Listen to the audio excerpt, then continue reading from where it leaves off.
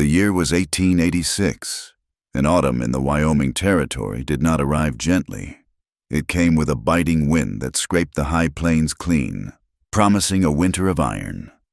Redwater Crossing was less a town than a raw wound on the landscape, a temporary collection of false-fronted buildings and canvas tents huddled against the relentless prairie ocean. It was a place built on rumors of silver, rumors of railroads, rumors of quick money. The only thing plentiful was the dust, a fine, alkaline grit the color of dried blood that coated every surface, stung the eyes, and flavored the whiskey. Today, that red dust swirled around a structure that was new. In the center of the main thoroughfare, bracketed by the saloon and the land office, a platform of raw, yellow pine had been erected. The planks were still sticky with sap, the hammer blows that drove the nails still echoing in the thin air. It was an auction block. The crowd gathered around it was restless, a mix of sulfur-dusted miners, gaunt teamsters, and the kind of hard-eyed men who drifted to the edges of civilization. They stamped their boots, spat tobacco juice into the dust, and waited. Their laughter was loud and brittle, the sound of men who had little to celebrate and much to forget. On the platform, she stood Lydia Vale. She was perhaps in her early 20s, though the past weeks had chiseled sharp, old lines into her face. Her dress, once a respectable blue calico, was torn at the shoulder and shredded at the hem, caked with the grime of a long, desperate journey. Her hair, the color of wet straw, was matted with sweat and dirt. She was bound at the wrists with a thick hemp rope, the fibers biting deep. A crude bandage, little more than a strip of her own petticoat, was wrapped around her left forearm. It was soaked through. A dark, viscous red still seeped from the edges, dripping slowly onto the fresh pine. The wound was not from the ropes. It was from the night before, from the desperate, failed calculation of leaping from a moving wagon, a gamble that had ended with her body smashing against the unforgiving stone of the prairie. Presiding over the grim affair was Harlan Voss.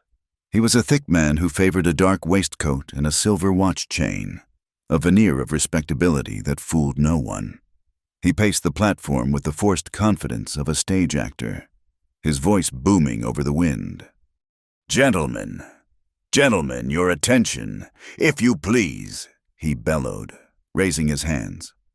"We have a unique opportunity this afternoon, a contract of indenture fully legal, fully binding, transferred this day from the Highline Freight concern to the discerning buyer."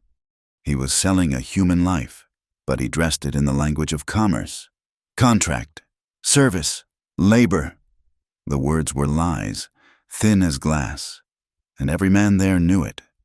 "Look here," Voss continued, grabbing Lydia by the bound arm, the injured one. A sharp, involuntary gasp of air hissed through her teeth. Pain, white and electric, shot from her wrist to her shoulder. She swayed, her vision blurring, but she did not cry out. She bit down on her lip until she tasted her own blood, a copper tang that cleared her head. The crowd laughed at her tremor. "Got spirit, that one!" a miner yelled. Voss ignored the interruption. Strong, gentleman able-bodied and trained in domestic arts, a fine addition to any ranch, home, or establishment needing a firm hand. Leaning against the shaded wall of the general store, separated from the noisy press of bodies, a man watched. He stood alone, a solitary figure defined by the dust of a long ride, not the grime of the town. This was Gideon Pike. He was tall, his shoulders straining the seams of a canvas duster that had seen too many seasons. His hat was pulled low, its brim casting a deep shadow over his face. All that was visible was a square jaw dark with stubble and a mouth held in a permanent, straight line. He hadn't come for the auction. He'd come for grain and cartridges, a supply run from the Twin Wings Ranch far to the north. His hands, resting near his belt, were covered in worn leather gloves. The knuckles were scarred and split, the leather stained dark with work and weather. His eyes, hidden in the shadow, were the color of a winter sky cold. clear, and missing nothing. He watched Voss, then the crowd, then the woman. He observed the way she held herself, the rigid line of her spine, the defiant set of her jaw. He saw the fresh blood on the bandage. Voss was warming to his task, his voice slick and persuasive. She is bound by contract for 3 years of service. 3 years, think of the industry, the productivity. What am I bid for this prime contract? $15, came a voice from the front. It was Silas Croft, the town's hog butcher, his apron already stained from the morning's work. I see 15 a paltry sum, sir, for such a prize. Voss grinned. Do I hear 20? Lydia stood immobile. She heard the bids, the coarse jests, the whistles. She felt the collective gaze of the crowd on her like a physical weight, a filthy blanket. The humiliation was a fire in her stomach. She took a slow breath, the dusty air burning her lungs. Then she did the one thing she had sworn she wouldn't. She lifted her head. It was not a plea. It was not a search for a savior. Her eyes, a startling, clear green in her dirt-smeared face, swept across the front row. She was not looking for mercy. She was taking inventory. She stared into the eyes of the hog butcher, etching his face into her memory. She found the leering miner who had whistled, and she held his gaze until he looked away, shuffling his feet. She was marking her enemies. $20, a teamster shouted. 22, the butcher shot back, irritated. Voss was ecstatic. $22, a fine bid from Mr. Croft. Going once, gentlemen. Going twice, a lifetime of service for the price of a decent horse. To seal the performance. Voss reached out and grabbed the cheap wool shawl that had been draped over Lydia's shoulders, meant to hide the torn bodice of her dress. He ripped it away, exposing the pale skin of her shoulder and the frayed edge of her chemise. A collective ugly intake of breath, followed by a smattering of applause. Sold! Voss was about to shout, his gavel rising. A new voice cut through the air. It was not loud. It did not have to be. It was flat, cold, and carried the weight of iron. Stop! The word fell into the square and shattered the noise. The bidding ceased. The laughter died. Even the wind seemed to pause. Harlan Voss froze, his arm in midair. The crowd turned, parting like the Red Sea, to find the source. Gideon Pike had moved.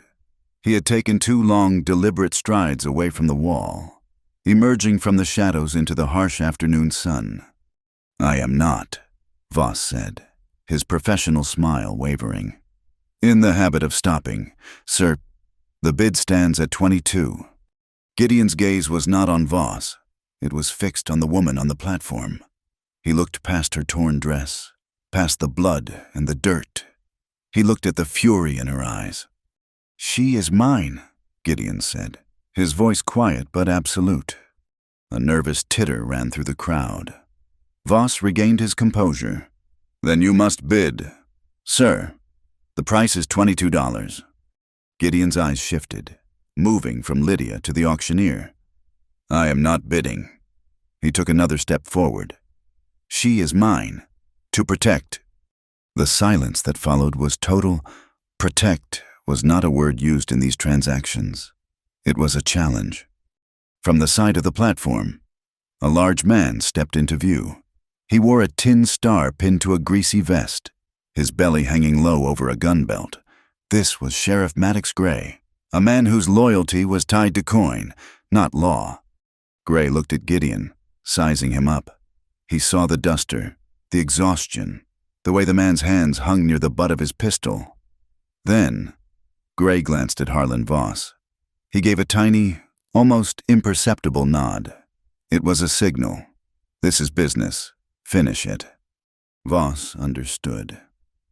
Sir, your sentiments are admirable, but this is a legal auction of an indentured contract. The high bid. Gideon's hand moved, not toward his gun. He reached into his duster and pulled out a heavy leather pouch. With a smooth, underhand motion, he tossed it. It landed on the platform at Voss's feet with a solid, definitive thud. The sound of coin on wood was louder than any gunshot. "That covers the paper," Gideon stated. "And the trouble?" Voss stared at the pouch. It was heavy, far heavier than $22. Greed warred with confusion on his face. "Now," Gideon continued, his voice hardening. His gaze shifted from Voss to the sheriff. "I want a bill of manumission, handwritten. I want it to state that the contract is dissolved and she is a free woman." This was not how it was done. A gasp rippled through the crowd. This changed everything. Sheriff Gray scowled. "A bill of sale is all that's required." "I am not buying a contract," Gideon interrupted, his voice dropping an octave. "I am buying her freedom, and I want it certified by the town clerk." He pointedly looked away from Gray. "Not by you, not by him. Fetch Clerk Miller. Tell him to bring the territorial stamp." This was an open, public defiance of the town's corrupt power structure. Gray's hand twitched, his fingers brushing the handle of his revolver. But the cowboy had not threatened anyone. He had made a purchase and demanded a receipt. To deny it would be to admit, in front of the entire town, that their auctions were nothing but a slave trade. Gray's face purpled. After a long, tense moment, he jerked his chin at a trembling deputy. "Go get Miller. Tell him to hurry." An agonizing 10 minutes passed. The crowd muttered, restless and disappointed, their entertainment spoiled. Clerk Miller, a small, bird-like man smelling of ink and fear, was hustled to the platform. He scribbled hastily on a sheet of foolscap, his hand shaking so badly the words were nearly illegible. Gideon watched his every move, his expression unreadable. "The stamp, Miller," Gideon ordered. Miller fumbled with the brass stamp, inked it, and pressed it hard onto the paper. "Give it to her." Voss, who had already snatched the money pouch and weighed it approvingly in his hand, stepped forward. With an annoyed grunt, he drew a skinning knife and sawed through the thick hemp ropes binding Lydia's wrists. The ropes fell away. The sudden release of tension, combined with blood loss, hunger, and the shock of the last few minutes, sent Lydia reeling. The world tilted. Her knees buckled and she pitched forward, a wave of blackness rising to meet her. Before she could hit the planks, Gideon was there. He had moved from the ground to the platform in 2 long, silent strides, faster than any man his size had a right to move. Lydia flinched, throwing her good arm up to ward off an expected blow. He didn't grab her. He didn't seize her. He simply caught her, his gloved hand closing gently but firmly around her upper arm, steadying her. His touch was impersonal, an anchor in a swirling sea. Lydia looked up, her vision swimming. All she could see was the hard line of his jaw and the deep shadow of his hat. Gideon didn't speak to her. With his free hand, he unbuttoned his heavy canvas duster. The crowd saw the worn butt of the Colt Peacemaker holstered high on his hip, with an economy of motion. He shrugged the coat off his broad shoulders and wrapped it around her. It was heavy and surprisingly warm. It smelled of dust, leather, and distance. It covered her torn dress, her trembling, and her shame. The clerk, Miller, nervously held out the paper. "Take it," Gideon's voice rumbled beside her. Lydia's fingers, raw and bleeding from the ropes, fumbled before closing around the document of her freedom. She leaned against him, not in trust, but in sheer physical necessity. Her legs would not hold her. Gideon didn't look down. His gaze was fixed on the crowd. He was scanning the faces, his eyes cold fire. He looked at the hog butcher, who quickly found something interesting in the dust. He looked at the miners, who shuffled and began to disperse. His gaze finally settled on Sheriff Gray.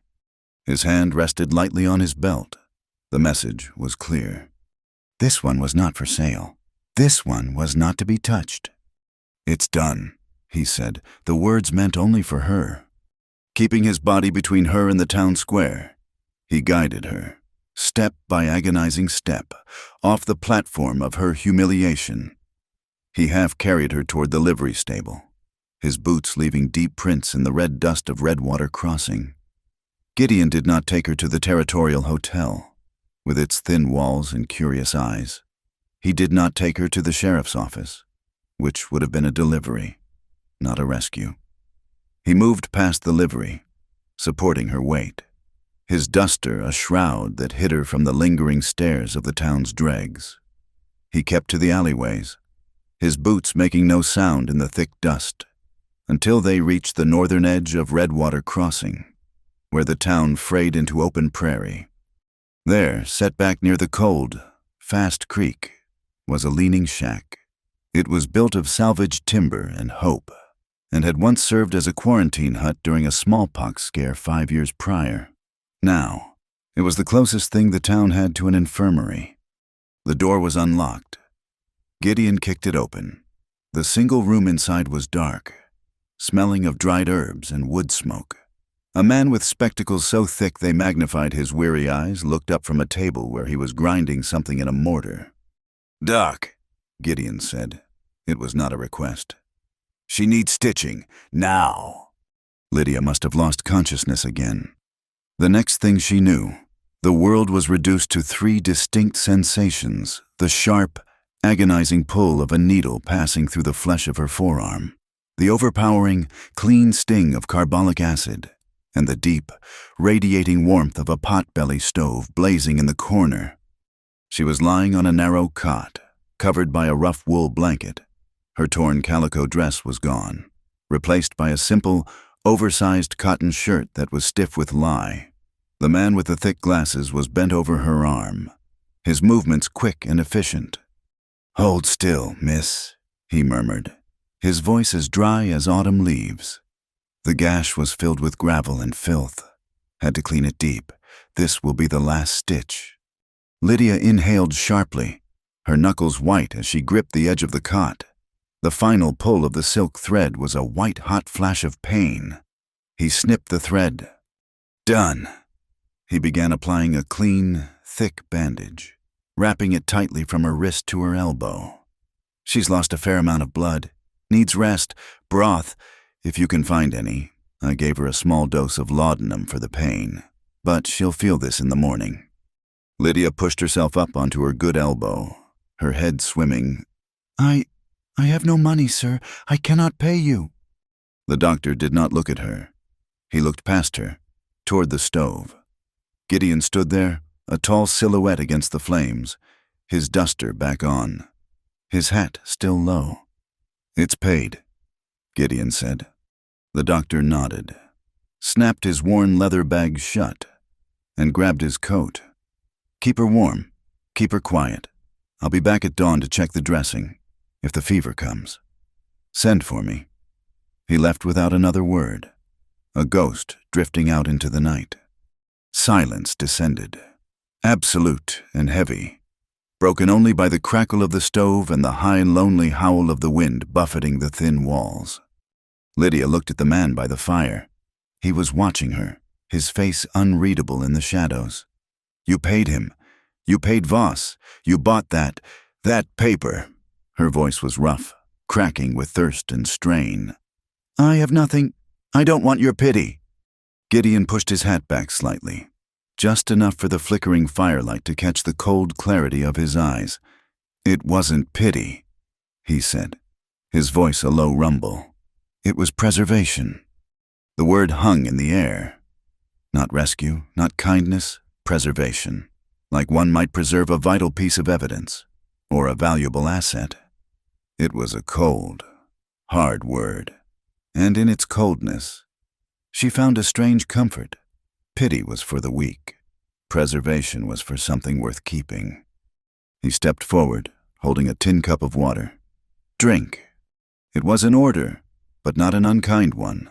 She took it, her hands shaking, and drank. The water was cold and tasted of metal. It was the most profound relief she had ever known. He let her rest for perhaps an hour, though time had become a fluid, painful thing. He did not sleep. He sat in a rickety, 3-legged chair by the door, his back to the wall, his rifle resting across his knees. He watched the door. A sentinel. Lydia's mind, blurred by the laudanum but sharpened by the terror, refused to be quiet. "Voss," she said into the darkness. Gideon's head turned slightly. "Aye." "He's not the only one. There was a company, Highline Logistics. They came to the boarding house where I worked, back in Omaha. They were looking for women, seamstresses for the railroad camps. They said, 'Good pay.'" Gideon remained silent, listening. It all seemed so proper. They said the territory was rough, that we needed protection for the journey. We signed contracts. She let out a bitter, dry laugh that turned into a cough. 3 months of service, they said, in exchange for passage west and $20 coin. We were fools. We signed. There were 12 of us in that wagon by the time we left. "When did Voss take over?" Gideon's voice was flat, probing. 2 nights ago, outside Cheyenne. The Highline men just handed us over. The guards changed, Voss and his men. They weren't railroad guards. They were something else. They brought us here. He told us our labor contracts had been legally reassigned to him, for debt we didn't even know we had. Gideon stood, his joints cracking softly in the quiet. He walked to the small table where the doctor had worked. Her few meager belongings, retrieved from the pockets of her ruined dress, were laid out. Among them was the folded paper he had forced Clerk Miller to sign, her paper of freedom. "This contract," Gideon said, picking it up. "The one you signed, it wasn't Highline paper." "What do you mean?" "The Highline Logistics name was on the top, but the official seal, the one Miller stamped over, it wasn't Highline. It was the Northern Axis Rail Fund." Lydia pushed herself up, ignoring the sharp protest from her arm. "The Rail Fund. But that's the company building the entire spur. They're backed by senators. They're a legitimate company. I know who they are." Gideon traced the embossed circular seal on the paper with the tip of his gloved finger. "The seal is real. I've seen it on shipping manifests at Twin Wings Ranch, but the signature it was stamped over, it's not the superintendent's. It's not the treasurer's. It's just 2 initials. M.G. Lydia stared at him, the fog of the laudanum burning away. "M.G.," she repeated. Her eyes widened, her breath catching in her throat. "Maddox Gray, the sheriff." "He's part of it," Gideon stated. It was not a question. "He's using real railroad authority to sanctify Voss's trade. He stamps the contracts, makes them legal debt indentures, and Voss auctions the people." Gideon picked up another item from the table. It was the heavy wool shawl Voss had ripped from her shoulders. "Was this yours?" "It was given to me, by the Highline men. They said it was part of the uniform." He examined it, his touch surprisingly delicate. He wasn't looking at the weave, he was looking at the fasteners. Instead of simple toggles or horn buttons, there was a single, heavy brass disc near the collar, one that didn't seem to have a matching buttonhole. It was utilitarian, almost military. He held it closer to the lamplight, stamped into the brass. Deep and clear were 2 characters, a letter, and 2 numbers. K-12. "What is that?" Lydia asked, swinging her legs over the side of the cot. The floor was cold against her bare feet. "It's a batch number," Gideon said, his voice flat and cold as the creak outside. He undid the button. It wasn't sewn on. It was riveted to a small leather strap, which was then stitched into the lining of the shawl. A tag. "You weren't Lydia Vale. You were lot K-12. The cold, methodical nature of it, the reduction of her identity to a brass tag, was more chilling than the auctioneer's bellow. It was the logic of a slaughterhouse. "The other girls," Lydia whispered, her face pale. "Rosa, Anne, little Mary, they all had shawls just like it. They all had tags." "A whole line of merchandise," Gideon murmured, disgust lacing his voice. He looked toward the single window, which was covered by a thin, yellowed muslin curtain. "This cabin is on the North Road. Where did they take you when you first arrived?" "A holding pen. It was behind the main freight depot, warehouse number 3. And the auction today, we're all 12 of you on the block."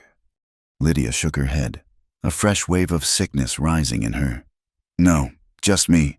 Voss said I was defective merchandise, because I ran." She touched her bandaged arm. "Because I fought. He said he was selling me cheap as a warning to the others, to show them what defiance earned." Gideon's jaw tightened until a muscle jumped. "So the others, the rest of Lot K, they're still there, in that warehouse. He's moving them," Lydia said, urgency making her voice sharp. "He said it at the auction. He was gathering a prime shipment for Laramie. Tonight." As if summoned by her words, a new sound cut through the wind. It was faint at first, then clearer, the muffled clop of heavy draft horses, the complaint of axles that desperately needed grease, the low murmur of men's voices giving orders. Gideon moved to the window in one silent motion. He put his hand on the lamp's small brass knob, extinguishing the flame, plunging the room into near total darkness, lit only by the faint red glow of the stove's vents. He pulled the muslin curtain back less than an inch. Lydia joined him, standing on unsteady feet, her skin prickling. She peered past his shoulder. Out on the dark road, a small convoy was moving. They were not ordinary freight wagons. They were heavy, windowless boxes on wheels, mobile cells. Their large wheels were wrapped in thick cloth, muffling the sound. But the sheer weight of them made the ground tremble. 4, 5 of them," Gideon whispered, his eyes tracking the movement. "Headed north." "North?" Lydia asked. "Laramie is to the east." "He's not taking the main road. He's taking the cutoff, through Bellstone Gap. It's rougher, but it's hidden from the main stage line." Lydia noticed something else. Each wagon had a single lantern hanging from the driver's seat, but the light was strange. The glass was painted, perhaps with soot, casting an oily, greenish-black light that was barely visible. And on the side of each lantern, a simple X was painted in what looked like black tar. As the last wagon passed the junction to the gap, the driver raised his lantern and swung it. 1, 2, 3 times. A signal. "He's signaling," Gideon said. "He has scouts in the hills. They're afraid of being followed. Or maybe," he added, his voice hardening, "they're signaling to a partner." The wagons disappeared into the night, the sound of their passage swallowed by the wind. Gideon let the curtain fall. The room was black again. Lydia's breath was coming fast. She could feel the rough wool of his duster, smell the scent of leather and dust that was him. But all she could see in her mind were those wagons. "They were in there," she whispered, her voice shaking with a cold, desperate rage. "Rosa, Anne, he has them in those boxes." She turned to him in the dark, a shadow facing a shadow. You freed me, but you left them." "I could not take on Voss and the sheriff in the square," he replied, his voice devoid of emotion. "It would have been a massacre, and you would have been the first to die. You were his warning. Remember." "So what now?" Her voice rose, bordering on hysteria. "You take me to the edge of the territory you preserved me. Is your job done?" He was silent for a long, heavy moment. She could feel the heat radiating from him in the cold room. "No," he said, so quietly she almost missed it. "The job is not done." "I have to go back," she said, her hands clenching into fists.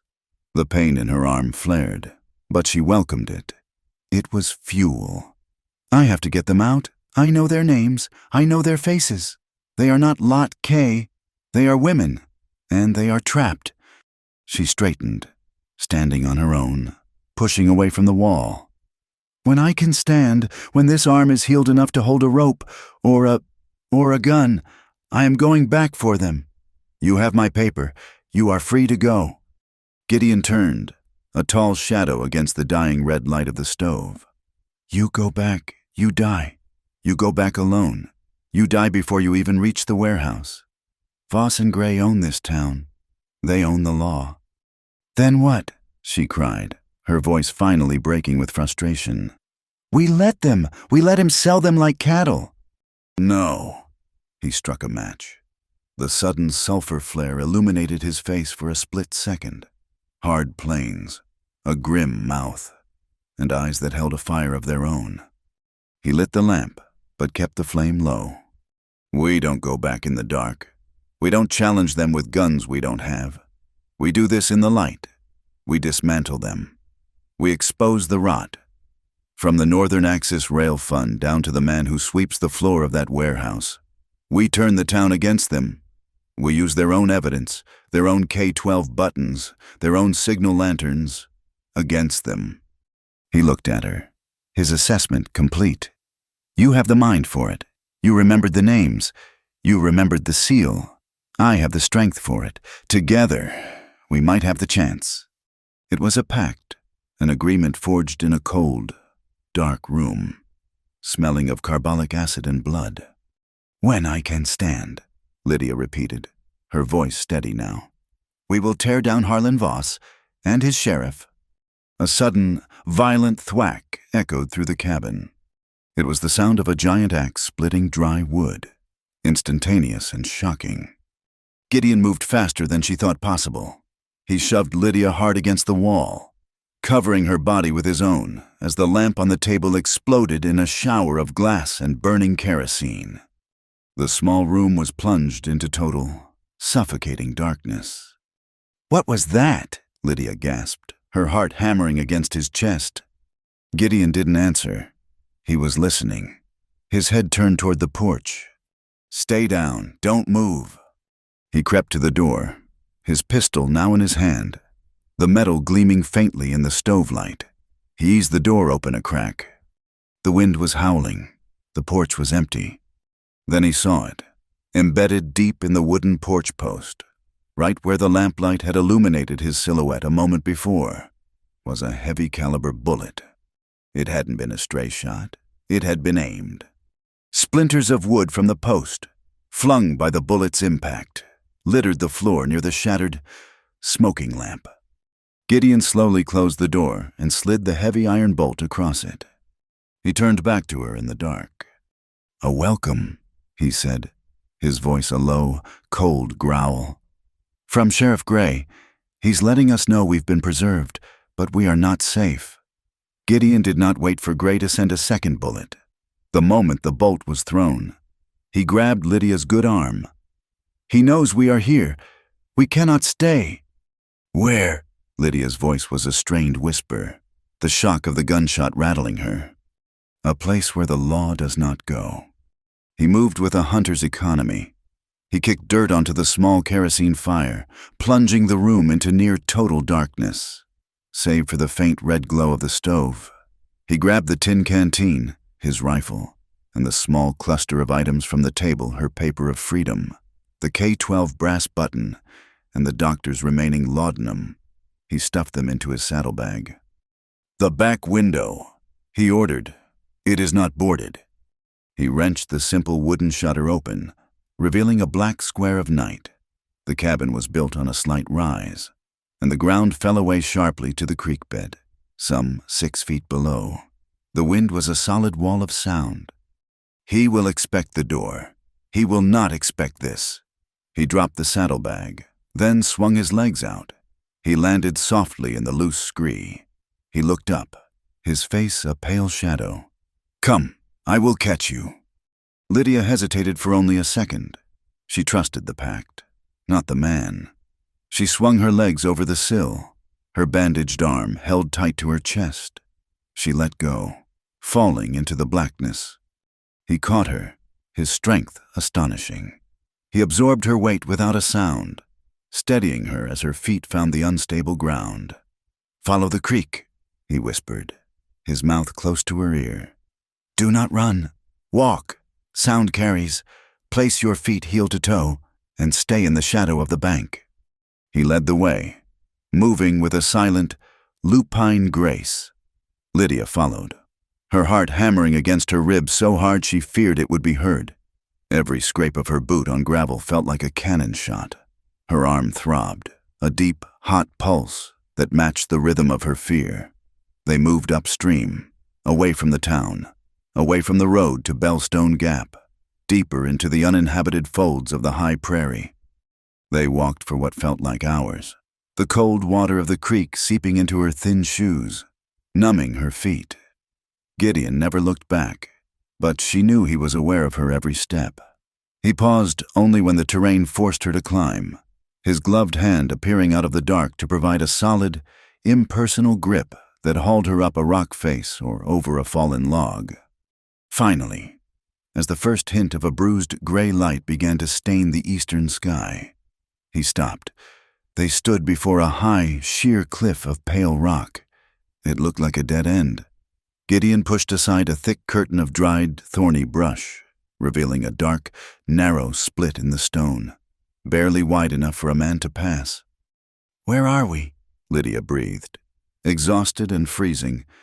"Dry Chapel," he said. "An old salt mine. The Ute believed the sick were cured here. Now, it is just a place to be forgotten." He led her inside. The air changed immediately. It was still dry and warmer. Carrying the faint, sharp tang of mineral salt, the passage opened into a large, vaulted cavern. In the dim light, she could make out shapes: 2 horses, already saddled and waiting, stamped their feet in a makeshift pen of driftwood. Crates were stacked neatly against one wall, alongside barrels of water, sacks of grain, and several locked wooden chests. A forge, cold and silent, was built into the far wall, its chimney a natural fissure in the rock above. A huge figure emerged from the shadows near the forge. He was taller than Gideon and broader, a man made of muscle and corded steel, his face hidden by a thick black beard. He held a blacksmith's hammer in one hand as if it were a child's toy. Gideon raised a hand. "Ephraim." The big man stopped. He looked at Gideon. Then his eyes moved to Lydia. He saw the makeshift shirt, the bandage seeping fresh blood, the exhaustion in her face. His eyes, surprisingly gentle in that fierce face, narrowed. He looked back at Gideon, his expression a clear question. "Boss," Gideon said, "and Sheriff Gray." The blacksmith's face darkened. He grunted, a low sound of fury, and slammed his hammer onto the anvil. The resulting clang was a deafening explosion of sound, a curse shouted at the world. Ephraim Rook was mute. He had not spoken a word in 20 years, not since a cattle baron's men had held him down and cut out his tongue for testifying against them. He had been Gideon's friend long before that day. Now, he was his conscience and his arsenal. Ephraim moved to a crate and returned with a heavy wool blanket, which he wrapped around Lydia's shoulders. He then pointed at her arm and raised a questioning eyebrow. "A gunshot," Gideon said. "Not hers. A warning shot from Gray." Ephraim nodded, his anger settling into a grim resolve. He disappeared back into the shadows and returned with a piece of chalk and a small, cracked piece of slate. He scribbled, his large hand surprisingly precise. "They know you are here. They know we were at the cabin." Gideon corrected. "They do not know of this place. No one does." Lydia sank onto a crate, the blanket a small comfort. Her body ached, but her mind was clear, sharpened by the night's terror. "They are moving the others," she said, her voice hoarse. "Tonight, from warehouse number 3 to Laramie Basin." Gideon and Ephraim exchanged a look. Ephraim wiped the slate clean and wrote again. "Tomorrow. Not tonight. I heard Voss's man at the livery. They wait for the midnight freight. Tomorrow." "That gives us 36 hours, Gideon said, pacing the dry floor. "We need proof, something more than a brass button and your testimony. We need to get inside that warehouse." "I can," Lydia said, straightening. The 2 men looked at her. "I can draw it," she said, her voice gaining strength. I was in the wagon for half a day. I watched. I listened. I know the layout. Ephraim handed her the slate. Lydia, her hands shaking from cold and weakness, began to sketch. This is the main depot. She drew a large rectangle. The main rail spur runs here. She drew 2 parallel lines. But the wagons, they did not load us from the main platform. They took us around the back. Here. She tapped the slate. Warehouse number 3. It is separate from the others. She drew a smaller square. There are 2 guards at the front doors, one on the walkway connecting it to the depot. They changed patrols every 2 hours. I counted the bells from the town clock. She sketched the interior. The front is for storage, grain, whiskey barrels, but the back, there is a large platform scale. For wagons, it looked wrong. The wood was newer, thicker. A false floor, Gideon murmured. And next to it, an office. Voss went in there, and the sheriff. I saw them through the crack in the door. I saw them with the books. She sketched a small room. But the women, they are not in the warehouse. What? They are under it. There is a cellar. After I tried to run, Voss threw me in there for an hour before the auction to teach me a lesson. The trap door is here. She made an X on the slate, behind the scales, hidden by burlap sacks. That is where he is keeping them. Gideon stared at the map. It was a complete plan of attack. We cannot fight Gray and his men, Gideon said. He has at least 5 deputies on his payroll, likely more of Voss's men. Proof, Ephraim wrote, tapping the word. The books. We go in tonight, Gideon decided. Not tomorrow. Tonight, while they are confident. Before they move the women for the shipment, we get those ledgers. We, Lydia said, standing up. I am going. Your arm is useless, Gideon stated, not unkindly. You are a liability. You need my map, she countered, her green eyes flashing. You need me to show you the trapdoor, and I need to be there.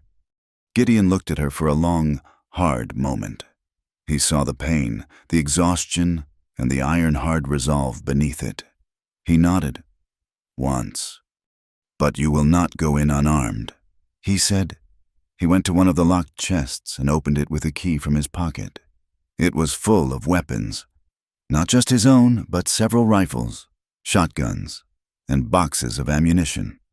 Ephraim was not just a blacksmith. He was a quartermaster. Gideon pulled out a weapon. It was shorter than his own rifle. Its wood stock lighter. Its barrel slim. A .73 Winchester carbine. It is light, he said, pressing it into her good hand. Fewer cartridges, but less kick. It will not shatter your shoulder. He led her to a deep, narrow tunnel at the back of the cave, one that burrowed deep into the salt. The sound will not carry from here. For the next several hours, he taught her. He showed her how to work the lever action, how to sight down the barrel, how to load the cartridges with one hand. Do not pull the trigger. Squeeze it. Breathe out. Slow. Let the rifle surprise you. Lydia braced the stock against her good shoulder. The metal was cold. She aimed at a salt crystal 50 feet down the tunnel. Her shoulder trembled from the unaccustomed weight. Her whole body shook, but her eye, when she sighted down the barrel, was rock steady. She squeezed. The explosion was deafening, a contained thunder that shook dust from the ceiling. The kick slammed the rifle back, and a fiery pain shot through her bruised collarbone. She cried out, stumbling back. Gideon caught the rifle before she dropped it. Again. She bit her lip, tasting blood again. She reset her stance. She aimed, squeezed, breathed. The second shot was cleaner. The salt crystal shattered. She lowered the rifle, her good arm aching. I can do it.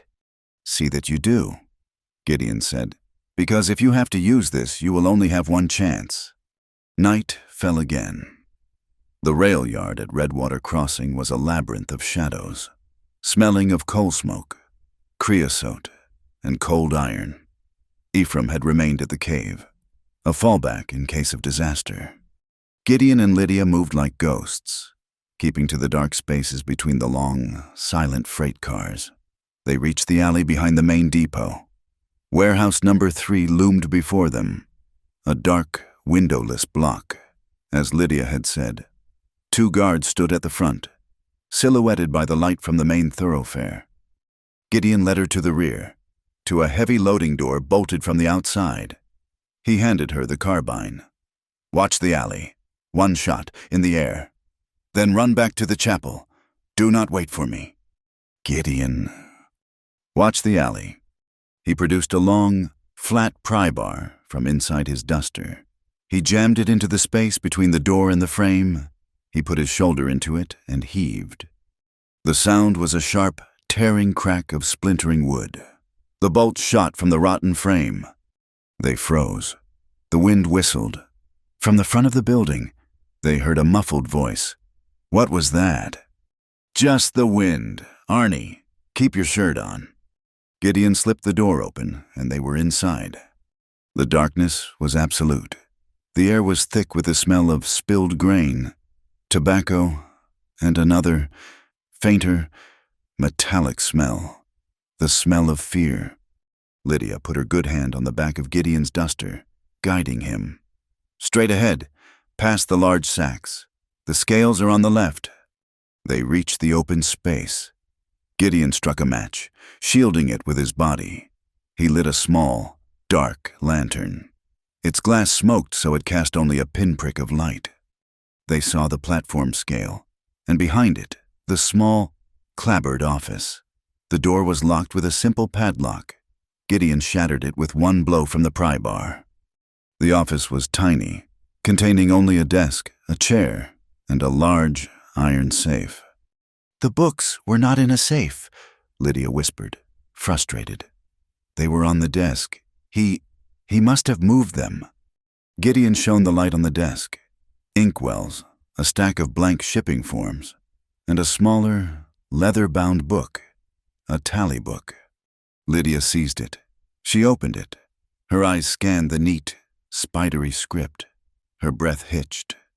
"Gideon, look!" She pointed. The entries were chilling. Sanitization fee $10. Protection payment MDG $20. Transport Laramie, Lot K, 12 units. "This is it," Gideon said, his voice a low growl. "This is the proof." Lydia turned the page, and she froze. "What?" "The names," she whispered, her blood running cold. "These are not our names. Rosa, Anne, Mary. They are not here." She pointed to the list. It was a list of 12 women. Jane Smith, Bethany Jones, Sarah Allen, Helen Pryor. "He changed them," she said, a horrifying realization dawning. "He gave us new names. He is not just selling our labor. He is erasing us. He is selling us as new people, with clean slates. No one will ever find us." This was the final, devastating piece of the puzzle. This was the proof of a conspiracy far deeper than simple kidnapping. This was the document that could destroy them all. At that exact moment, a long, piercing whistle from a midnight freight train screamed through the night. It was so loud it drowned out all other sound. It also covered the sound of dozens of boots hitting the warehouse floor. The main doors burst open. "He is in here! Boys, spread out!" Sheriff Gray's voice. A half-dozen lanterns flared to life, flooding the warehouse with swinging, chaotic light. They were trapped. "How?" Lydia gasped. "They knew we would come for the books." Gideon snarled. "It was a trap." He grabbed the ledger from her, shoving it into the empty satchel at his hip. "The loading dock now." He kicked the office door open. A man was standing right there, rifle raised. Gideon did not hesitate. He lunged forward, smashing the man in the face with a heavy pry bar. The man crumpled without a sound. "Run." They sprinted across the open floor, boots pounding. "There!" a voice yelled. A gunshot exploded. A bullet whined past Lydia's ear, So close she felt the heat of its passage. They burst out of the side door, onto the high loading dock. It was a straight 10-foot drop to the dark embankment below. Nowhere to run. Pike. Sheriff Gray stood at the main warehouse door, flanked by 5 men, their pistols all aimed. Torches were lit, casting a hellish, flickering red light over the entire yard. "It is over," Gray sneered. Gideon grabbed Lydia's hand, his grip like a steel trap. "Hold your breath! Jump!" He did not wait for her reply. He pulled her with him, leaping off the edge of the dock, out into the blackness. They fell, not onto the hard-packed gravel of the railbed, but with a sickening series of sharp, tearing sounds, they crashed into a massive, sprawling patch of prickly pear cactus. The pain was instantaneous. 1,000 white-hot needles pierced their clothes, their skin, their hands. Lydia screamed as a thick spine embedded itself deep in her good hand. "Do not shoot! You fools, get them!" Gray roared from above. The deputies on the dock did not jump. Instead, they hurled their torches down. They arced through the air like falling stars, landing in the dry brush and cactus around them, which instantly caught fire. "Move!" Gideon roared. Ignoring the pain, he rolled, crushing spines, and pulled Lydia with him, scrambling, crawling through the burning, thorny patch. The satchel at his hip snagged on a thick cactus arm. The buckle tore free. The precious ledger, the tally book, fell from the open flap, landing on the gravel just as the flames illuminated it. "Leave it!" Gideon yelled, pulling her toward the dark sanctuary of a nearby water tower. "No!" Lydia shrieked. She lunged, her body on fire, her hand grabbing, desperate. She could not reach the book. It was too far. A deputy scrambled down the embankment, his boots stamping on the flames. He saw the book. "Sheriff, I got one of them. I got the ledger." "Damn it," Gideon cursed, hauling Lydia to her feet. He half dragged, half threw her into the maze of the rail yard just as gunfire erupted, bullets pinging off the steel legs of the water tower. They ran. They did not stop running until they were miles from the town, collapsing in a dry, sandy wash, their lungs burning, their bodies covered in blood and cactus spines. "We lost it," Gideon said, his voice raw. He smashed his fist into the sand. "We lost the proof. We have nothing." Lydia was shaking violently, tears of pain and frustration streaming down her face. "No!" she gasped, her voice barely a whisper. She forced her shaking, spine-filled hand to move. She reached up, not to the empty satchel, but to the tight, blood-soaked bandage on her wounded forearm. She fumbled with the knot, her fingers stiff and swollen. "When I saw the list, when I heard the whistle, She unwound the bandage, tucked inside, pressed against the raw, stitched wound, was a single sheet of paper, folded small. It was dark, stained with her own fresh blood. "I ripped it out!" she choked out. Gideon took it, his gloved hands trembling slightly. He unfolded it. It was the page from the ledger, the page with the list of 12 fake names, the page marked Lot K. They did not return to the dry chapel. To do so would be to lead Gray's trackers directly to Ephraim. Gideon, moving with a grim, pain-fueled certainty, led Lydia east, away from the town, climbing into the high, rugged country of the Ponderosa Ridge. The land was a brutal mess of jagged rock and sparse, wind-twisted pines. Every step was agony. With every movement, the cactus spines embedded in their clothes and skin dug deeper, grinding against muscle and bone. They found the place just before dawn, a line rider's hut, built generations ago, little more than 4 low walls of stacked, flat stones with a roof of overlapping slate. It was built into the hillside, almost invisible. The inside was small, dry, and smelled of cold ash and rodent nests. "Here," Gideon said, his voice a raw rasp. "We rest, then we pull the thorns." What followed was a silent, excruciating ritual. By the weak gray light of the coming dawn, They used Gideon's skinning knife. He methodically, impersonally, pulled the spines from her good hand, her arms, and her back where she had rolled.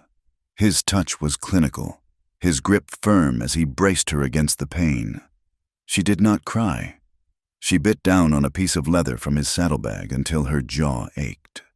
Then, her face averted, she pulled the spines from his hands and his neck, her fingers clumsy and raw. His skin was hot, his muscles rigid, but he made no sound as the barbs tore free.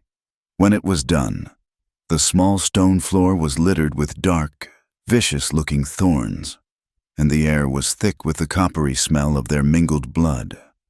Lydia collapsed on the small, dusty cot, her body a single throbbing constellation of pain. She fell into a state of unconsciousness that was not sleep, but a deep, dark well of exhaustion. She awoke to the sound of rain. It was night. A small, smokeless fire of dry pine knots crackled in the tiny stone hearth, casting a dancing, unsteady light. The hut was warmer. The sound of the rain was a steady, rhythmic drumming on the slate roof, a soothing, lonely sound. Gideon was sitting cross-legged by the fire. He was not resting. He had rigged a small line of string above the flames, and from it hung the single, precious, blood-stained page from the ledger. He was patiently drying it, the paper steaming gently. His focus was absolute. He was a man preserving a sacred text. Lydia tried to sit up, and a sharp, involuntary hiss of pain escaped her. Her entire body felt flayed. Gideon looked over, his face unreadable in the firelight. "The water's in the canteen," he said. She drank. The water was metallic and lukewarm, but it was life. She looked down at herself. The simple cotton shirt she wore was torn from the cactus, stiff with dried blood and dirt. She was freezing. A shiver began in her spine and radiated outward, a violent, uncontrollable tremor that shook her entire frame. It was not just the cold. It was the adrenaline draining away, leaving a hollow, terrified void. It was the pain, which was no longer a sharp crisis, but a deep, permanent, liquid ache. It was the memory of the chase, the feel of the bullet's heat passing her ear, the horrifying realization of the ledger. She was, for the first time since the auction, utterly spent. Gideon watched her shake. He said nothing. He simply stood, took the spare, dry shirt from his saddlebag, the one he had likely planned to wear himself, and tossed it to her. "It is dry. The one you are wearing is useless." Lydia looked at the shirt, then at him.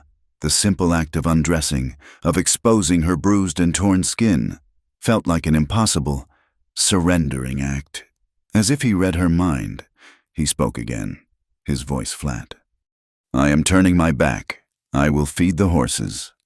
He picked up a small bag of oats and walked out of the hut, disappearing into the black, driving rain. He did not give her a choice. He simply gave her his respect. He left her alone with her pain and her privacy. Tears, hot and sudden, stung Lydia's eyes. It was not kindness. It was a formal, profound recognition of her humanity. It was, she realized, the first such act she had been granted in months. Her good hand, swollen and purple from the cactus spine, fumbled with the buttons. Changing was an agony. The coarse, blood-stiffened cotton scraped her wounds. But when she was done, Gideon's dry shirt hung on her like a tent, falling to her knees. It was clean. It smelled of him not of dust and leather, but of the dry salt of the cave and the faint, clean scent of pine smoke. She sat back, pulling the heavy wool blanket around her, and the shaking, slowly, began to subside. He returned, slick with rain, and took his position by the fire without comment. He poured coffee, thick and black, from a small tin pot into 2 cups. He handed one to her. They drank in silence, the only sounds the rain and the crackle of the fire. "You should have left me," Lydia said, her voice quiet, testing the air. "In the rail yard. You could have saved the book." "The book is paper. You are the witness," he replied, staring into the flames. "The paper is useless without your word to give it life. They would have killed you, then burned the page. The whole thing would have been for nothing." "Like me," she whispered, the confession bubbling up. "My life, it was for nothing, until I signed that paper." He looked at her, his gaze steady. "My parents," Lydia said, the words coming in a quiet rush, as if breaking a long dam. "They had a small farm in Illinois, cholera. It took them both in 1 week. Last spring, I had nothing, no family. The farm was taken by the bank. I sold what was left, which was almost nothing. I went to Omaha to find work. I am a decent seamstress. I am good with numbers. I thought I could start over, be proper." She laughed, a small, bitter sound. "The Highline Logistics men, they seemed so kind, so official. They promised a new town, a respectable job, 3 months of service. They said that was the lie. It was not a contract. It was a bill of sale." She looked at her hands, raw and trembling. "I was not a person seeking work. I was an orphan, with no one to mark her missing. That is what they look for. That is the kind I am." Gideon sipped his coffee. He was silent for so long that Lydia thought he had not been listening.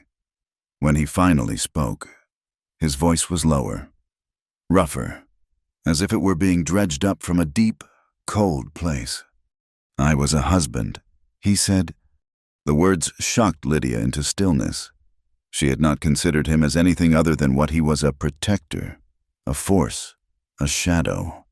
"Her name was Ilara," he said, and the simple act of saying her name seemed to cost him. "We had a small claim, north of the Twin Wings. It was not much, but the land was good. We were building.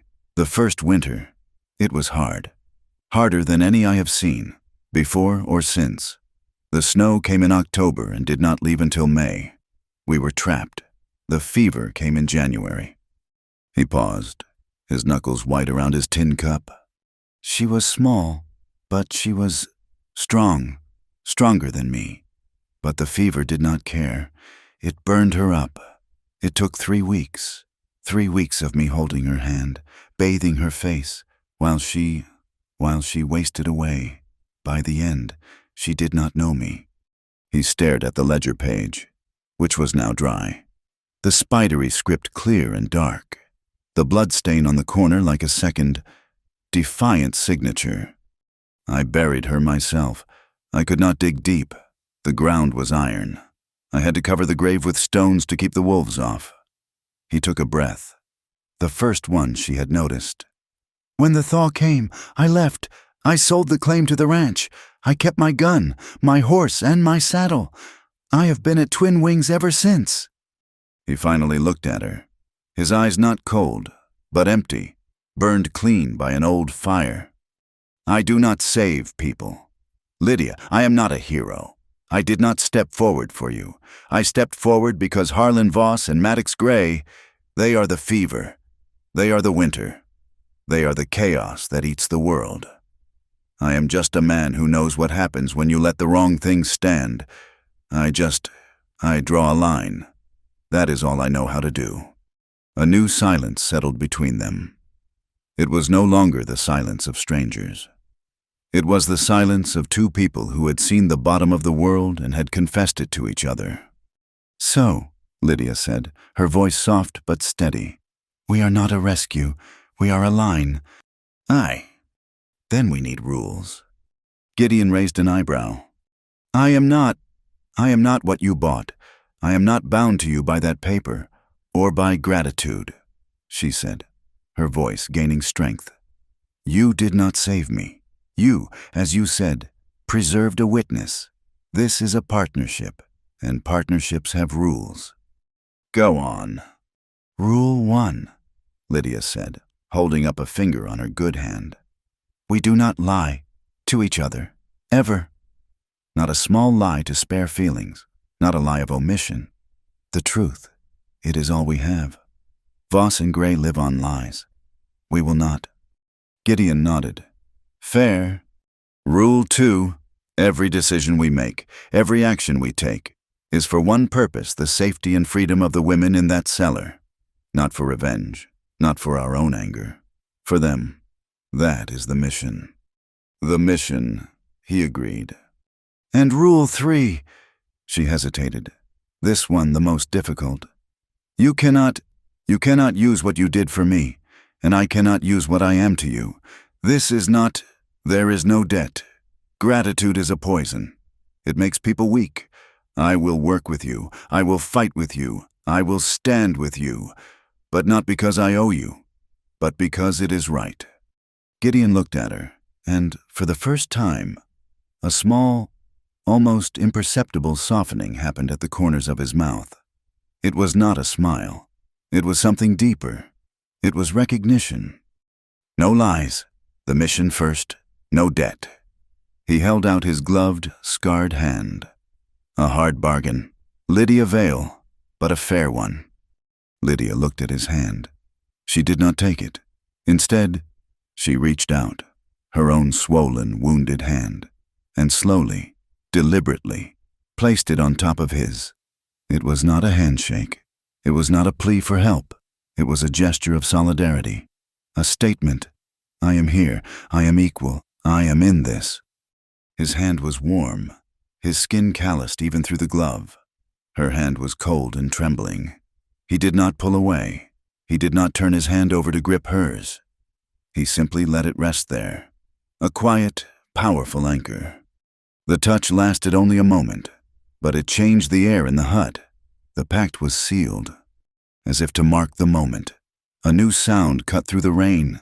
It was not a sharp sound.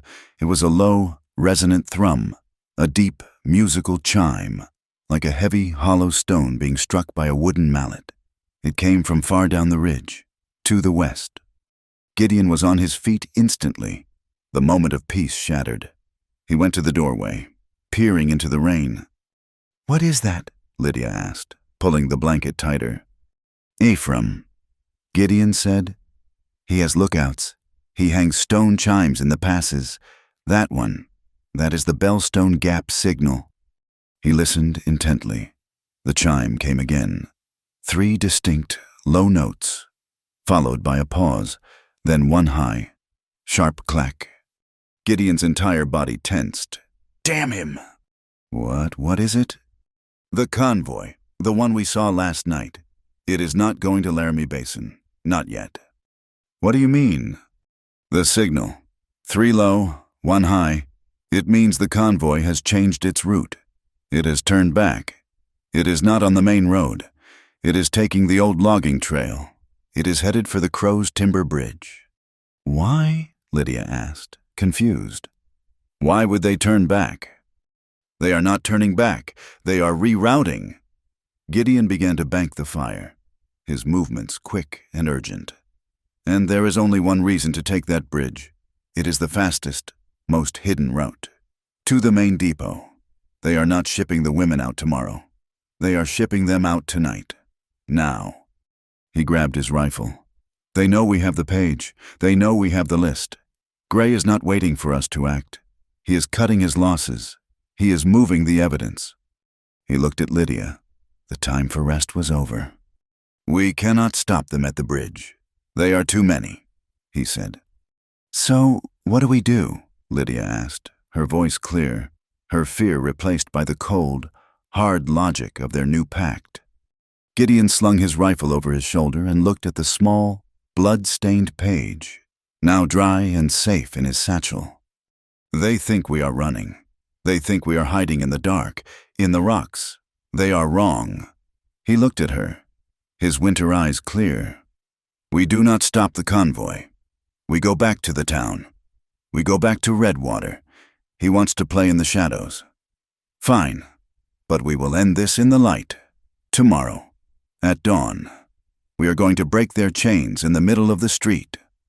The rain stopped before dawn, leaving the air clean and cold. The world scrubbed raw. They made their way back to the dry chapel, moving through the high, broken country, avoiding all trails. Ephraim was there, a solid shadow by his cold forge, waiting, He had 2 fresh horses ready. When Gideon laid the blood-stained page on the anvil, Ephraim studied it, his face grim. He looked at Lydia, at her bandaged, useless arm, and then at her face. He saw the change. The terror was gone, replaced by a cold, brittle clarity. "They move the women tonight," Gideon said, his voice flat. "The main depot. We heard the signal. They are moving the entire operation, now that they know we have a piece of their puzzle." Lydia shook her head. "No, not the whole operation, just the women, just the evidence. Voss and Gray still have their setup. They still have their real ledger." Gideon looked at her. "Lydia, the warehouse is burned. The trap door is likely empty. Gray will have that place guarded by 20 men. "I am not talking about the warehouse," Lydia said, her voice sharp and precise, the voice of a woman good with numbers. "I am talking about the business. That warehouse was a holding pen. The real business is done in an office. Voss is a businessman. He will have a master ledger, one that lists all his transactions, not just Lot K." Ephraim wiped his slate and scribbled. The warehouse book was a lie. The real one is in his safe. Gideon nodded. "And we do not know where that is." "Then we make him move it." Lydia said, "We make him worried, and we prepare for the town." The chess match began. Their first move was Lydia's. She sat at Ephraim's small, sturdy table, with fresh ink, a clean steel nib pen, and a sheet of high-quality linen paper from Ephraim's supplies. She began to write. Her handwriting, practiced and clear from her old life, was flawless. She did not copy the bloody page. She created a new document. She wrote, "An accounting, Redwater Crossing, October 1886. She listed the names: Jane Smith, Bethany Jones, Sarah Allen, Helen Pryor. Beside them, she wrote the headings she had memorized: sanitization fee, protection payment, MG, transport Laramie. She had seen the Northern Axis Rail Fund seal on the original contract.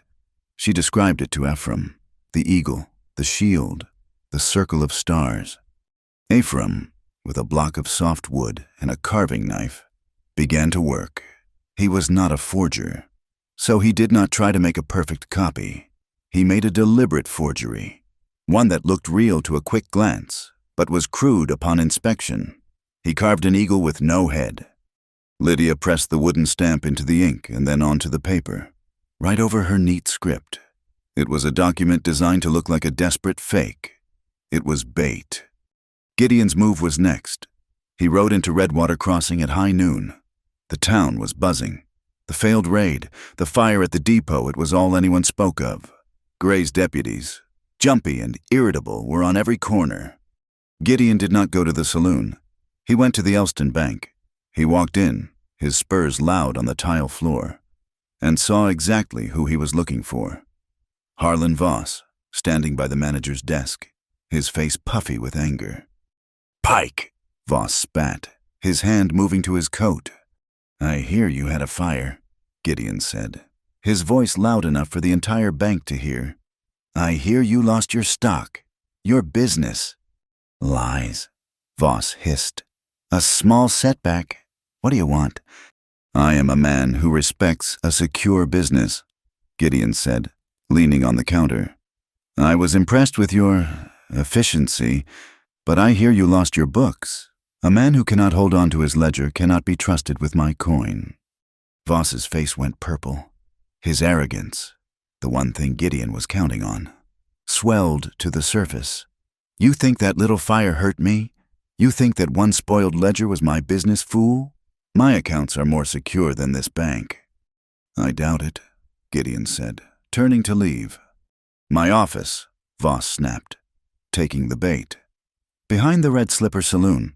I have a safe in there, Pike, that not God nor the devil himself could open. My real accounts are there, and they are perfect." Gideon paused. "The Red Slipper. You say I will keep that in mind." He walked out. His first move complete. The location of the king was confirmed. Ephraim's move was one of preparation. He did not work his forge. which would send smoke into the sky. He worked in the cold, silent dark of the chapel. He took a heavy, wooden blacksmith's toolbox. He sawed, chiseled, and glued, building a false bottom, a hidden compartment 6 inches deep. Into this compartment, he packed his tools, not hammers and tongs. He packed a small, collapsible wet plate camera. He packed glass plates, bottles of collodion, silver nitrate, and fixer. He packed a small tin of magnesium powder for a flash, and, in a separate oilcloth-wrapped bundle, he packed 3 small, hard sausages of gun cotton, each with a short, waterproof fuse. They were not explosives meant for demolition. They were lock breakers, silent, precise, and powerful. Lydia's final move was the most dangerous. She put on a plain gray, mended dress Ephraim had provided, a remnant of a life long gone from the cave. She put her bandaged arm in a clean sling. She brushed the dirt from her hair and tied it back. She looked, once again, like Lydia Vale, seamstress. She did not go to the saloon. She went to the church. It was mid-afternoon. The Redwater Ladies' Guild was gathered in the small meeting hall, mending blankets for the coming winter. Presiding over them, pouring thin tea, was Reverend Aris Hollis. She was not a quiet, gentle soul. She was a tall, sharp-eyed woman who had come west for the same reason the miners had to build something from nothing. She ruled her small congregation with an iron will. "Can I help you, child?" Hollis asked, her eyes taking in Lydia's sling, her pale face, her resolute fear. "I hope so, ma'am," Lydia said, her voice quiet but clear, pitching itself just for the women in the room. "I am looking for some friends. I am worried they are lost." Reverend Hollis paused, the teapot in her hand. "Lost?" "Yes, ma'am. 12 of us. We came to Redwater with the Highline Company to work, but I was separated from them. Their names are Rosa and Anne and Mary. I cannot find them. I have been all over town." A few of the women stopped quilting. "I went to the sheriff," Lydia continued, letting a small, calculated tremor enter her voice. He said he was too busy. He said women get lost all the time. But 12? Ma'am. 12. Hollis's voice was sharp. "The Highline Company brought 12 women through here." "Yes, ma'am. We were all supposed to be seamstresses, but they have vanished, all of them. I am the only one left, and I am so frightened." She did not accuse, she did not mention Voss or the auction. She planted the seed. 12 missing women, the sheriff who does not care. Reverend Hollis put the teapot down. "Child," she said, her voice low, "you are the one, from the auction." "Yes," Lydia said, meeting her gaze. "I was the one they sold. I am asking you, ma'am, am I the only one who will be left to look for the others?" The room was silent. The seed was planted. Lydia thanked the reverend and left the church. She stepped out into the main square, into the bright, cold sunlight. And Sheriff Maddox Gray stepped in front of her. "Going somewhere," he sneered. He was not alone. 2 of his deputies flanked him. He had been waiting for her. "I am going about my business." "Sheriff," Lydia said. "Your business is theft," Gray said, his voice a low growl. "I have a new complaint. Silas Croft." He gestured to the hog butcher, who was watching from his shop. "Claims you stole a silver locket from his person the day of the auction." "I was bound," Lydia said, her heart hammering. "That is impossible." "That is for the judge to decide. You are under arrest." He reached out and grabbed her good arm, his fingers digging in. The small crowd in the square stopped. This was entertainment. "Let her go, Gray." Gideon's voice. He was not on a horse. He was standing on the boardwalk, 10 feet away. He had not been there a second ago. Gray's hand dropped to his gun. "This is law. Pike, stay out of it." "You cannot arrest her," Gideon said, his voice calm and reasonable, but it carried across the square. I am the law, Gray roared. I can arrest anyone I damn well please, and she is a thief. No, Gideon said, taking a step forward. She is not. You see, Sheriff, you have a problem. You cannot arrest a piece of property, and that is all she is to you. A horse cannot be arrested for theft, neither can she. She is a person, Gray snarls, and a thief. Then if she is a person, Gideon continued, his voice rising just enough for the gathering crowd, then she cannot be sold, and I have, right here, a receipt. He pulled the paper from his coat, the original, ink-stained, foolscap document of her manumission. This, Gideon announced, is a bill of freedom, signed by your own clerk Miller, stamped with the territorial seal. It proves I paid Harlan Voss a tidy sum for her. It is a receipt. So, which is it? Sheriff, is she a person? Who you are falsely arresting, or is she property? In which case you and Harlan Voss are running a slave trade because you cannot have it both ways. The crowd murmured. Clerk Miller, whose office overlooked the square, quickly pulled his shade down. Gray was trapped in a perfect box of logic. He was choking on his own corruption. If he arrested her, he admitted she was a person, and the entire auction was an illegal fraud. If he let her go, he lost his power. She is... This paper is a forgery, Gray blustered. Is it? Gideon replied. Let's ask Mr. Miller. Let's ask him to verify his own signature. In front of the town. Gray stared at Gideon. His face was a mask of pure, murderous hatred. He knew he was beaten. For now. He shoved Lydia away from him. Take your property, Pike. But this town is small, and accidents happen. Often. Gideon did not flinch. He simply stepped to Lydia's side. Come on, Lydia. We are done here. They walked away, the crowd parting for them. That, Lydia whispered, her entire body shaking, was the golden hour. Yes, Gideon said, his voice low. He is humiliated, and a humiliated man is a reckless one. He and Voss will meet tonight. They will move everything. They will try to destroy the evidence, and we will be there to take it from them. The night was cold and moonless. The Red Slipper Saloon was a blaze of loud, false light. The tinny piano was murdering a waltz. In the muddy alley behind it, all was dark. Gideon, Lydia, and Ephraim stood before the solid, dark shape of Voss's office. Gideon took the alley entrance. Ephraim set down his heavy toolbox. He did not pick the lock. He examined the hinges of the heavy oak door. He nodded. He handed Lydia his slate. Too loud. He would not use the charge on the door. He studied the lock. A heavy-duty iron tumbler. He produced a set of delicate steel picks, tools of a craft finer than blacksmithing. For 5 minutes, there was only the sound of the piano and the faint, dry click, click, snick of the picks. The lock sprang open. They slipped inside, the office. Gideon's dark lantern cast a single, weak beam. The desk, the chairs, and in the corner, the large black iron safe. Ephraim examined the dial, the heavy brass handle. He shook his head. This was beyond his picks.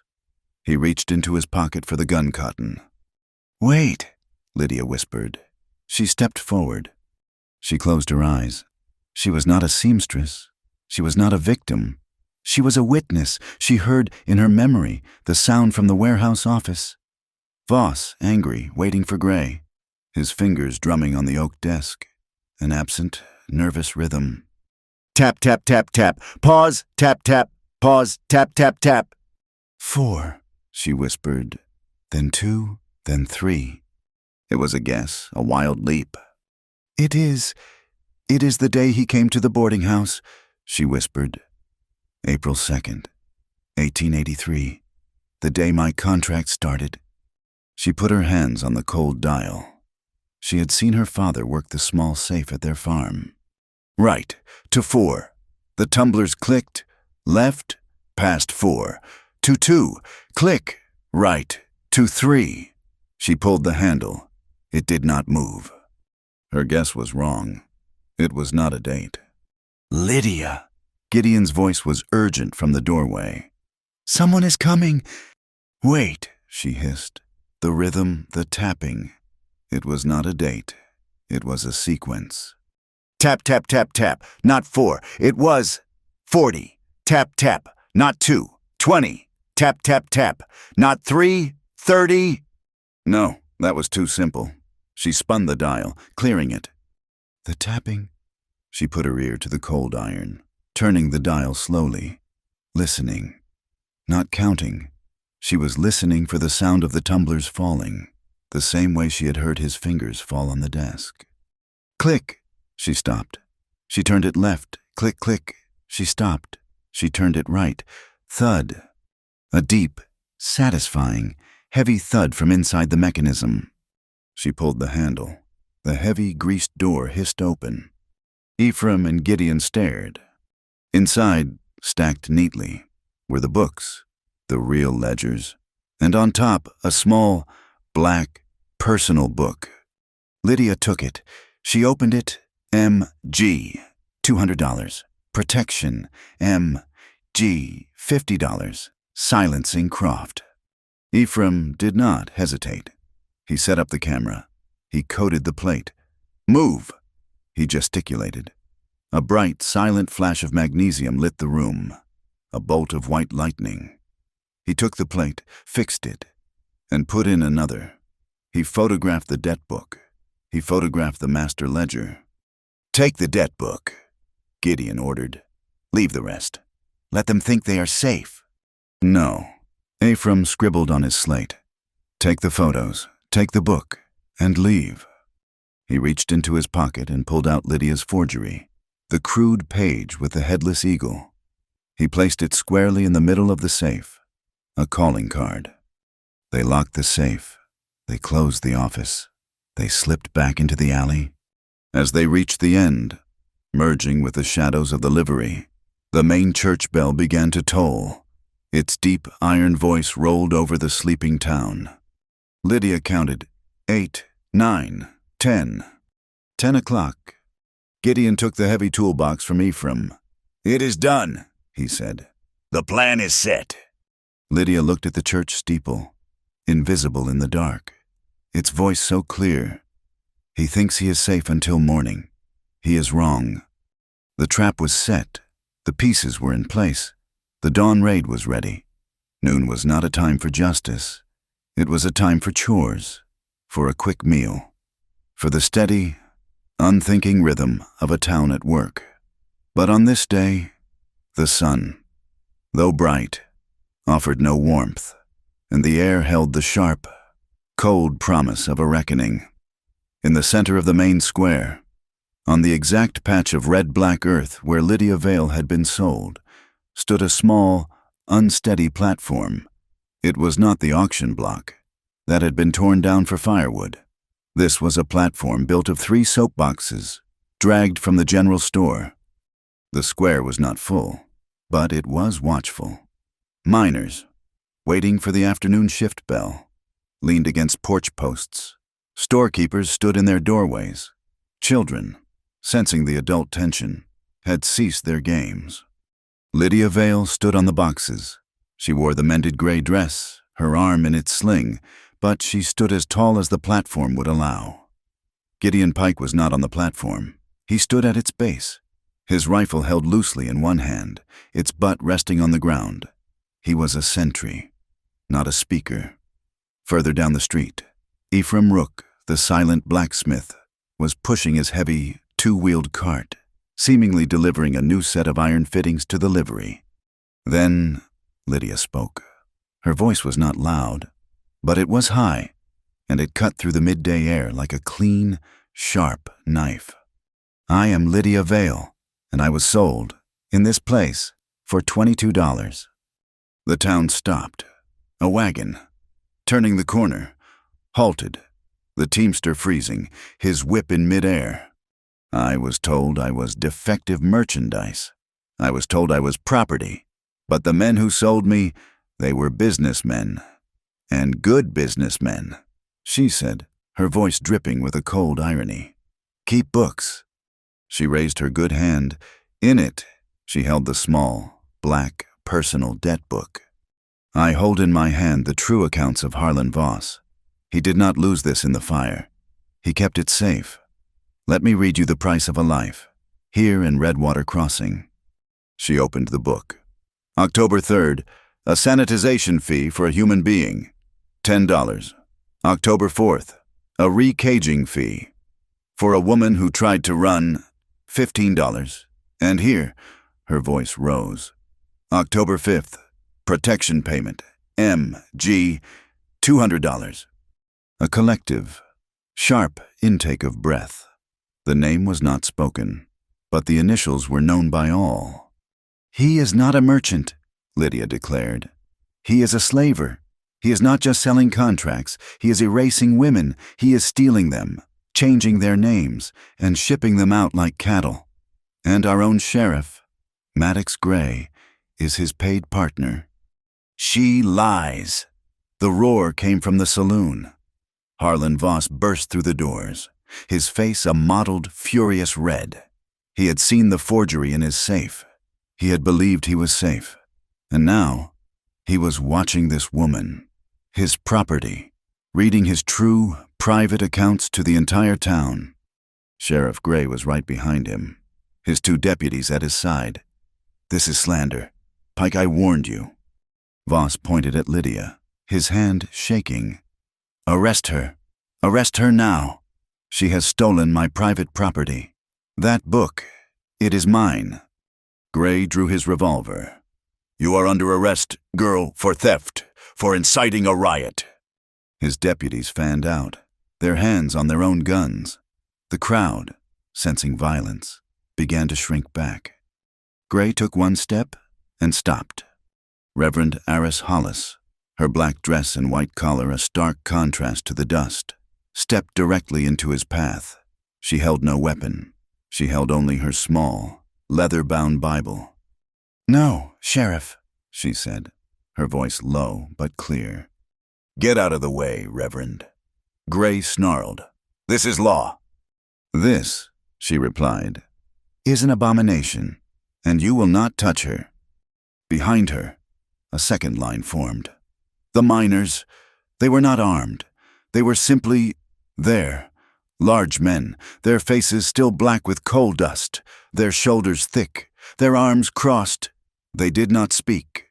They just stepped forward, forming a silent, muscular wall between the sheriff and the platform.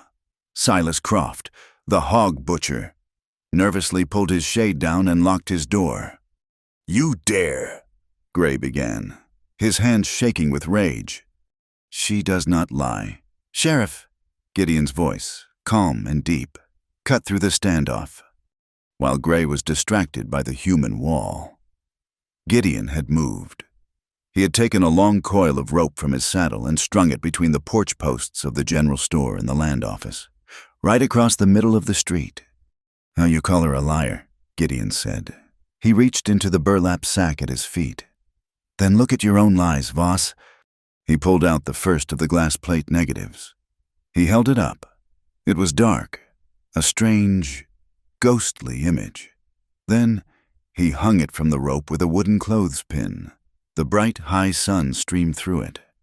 The crowd gasped. It was a negative, but the image was unmistakable. The spidery, precise handwriting, the columns, the numbers. What is this magic? One of the miners whispered. It is the truth, Gideon said, hanging a second plate, and a third.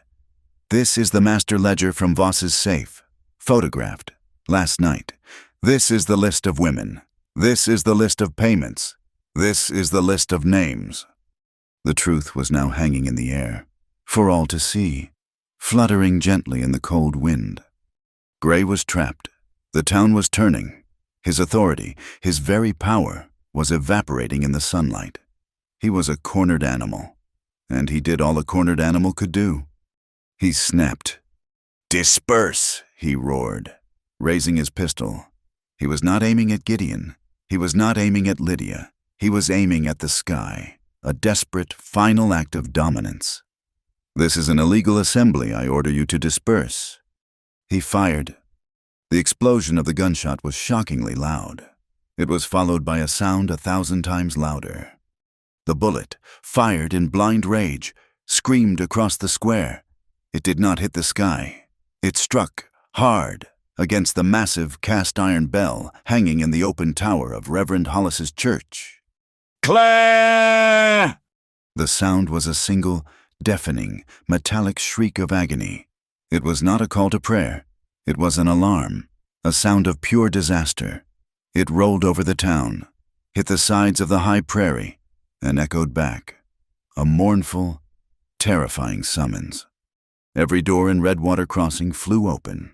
Men who had been sleeping in the hotel, gamblers in the back room of the saloon, women in their homes, they all poured into the street, their faces pale with terror. Fire, is it a fire? Oh, the bell, what happened? The entire town was now in the square, drawn by the sound of Gray's own bullet. Gray's deputies, seeing the tide of people, seeing their power vanish, instinctively drew their weapons.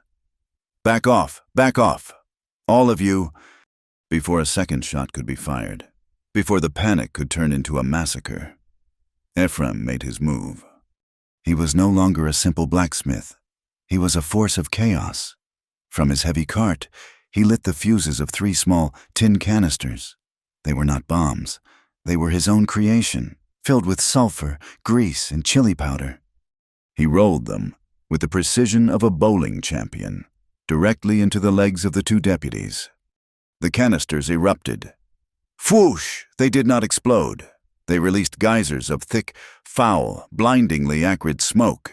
It was yellow, and it smelled of hell's own kitchen.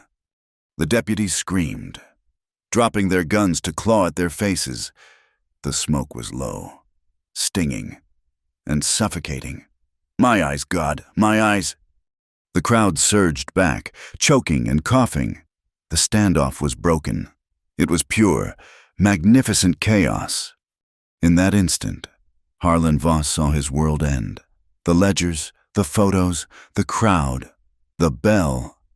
It was over. But his last, most valuable piece of property was still unguarded. He did not run for the hills. He ran for the railroad. Lydia saw him, a dark shape moving through the yellow smoke. "The depot, Gideon. He is going for the women." Gideon did not hesitate. He did not look at Lydia. He had his mission. He charged through the smoke, shoving a choking deputy aside, his long legs eating up the ground, a wolf on the scent, racing after Voss. Lydia did not follow. Her mission was different.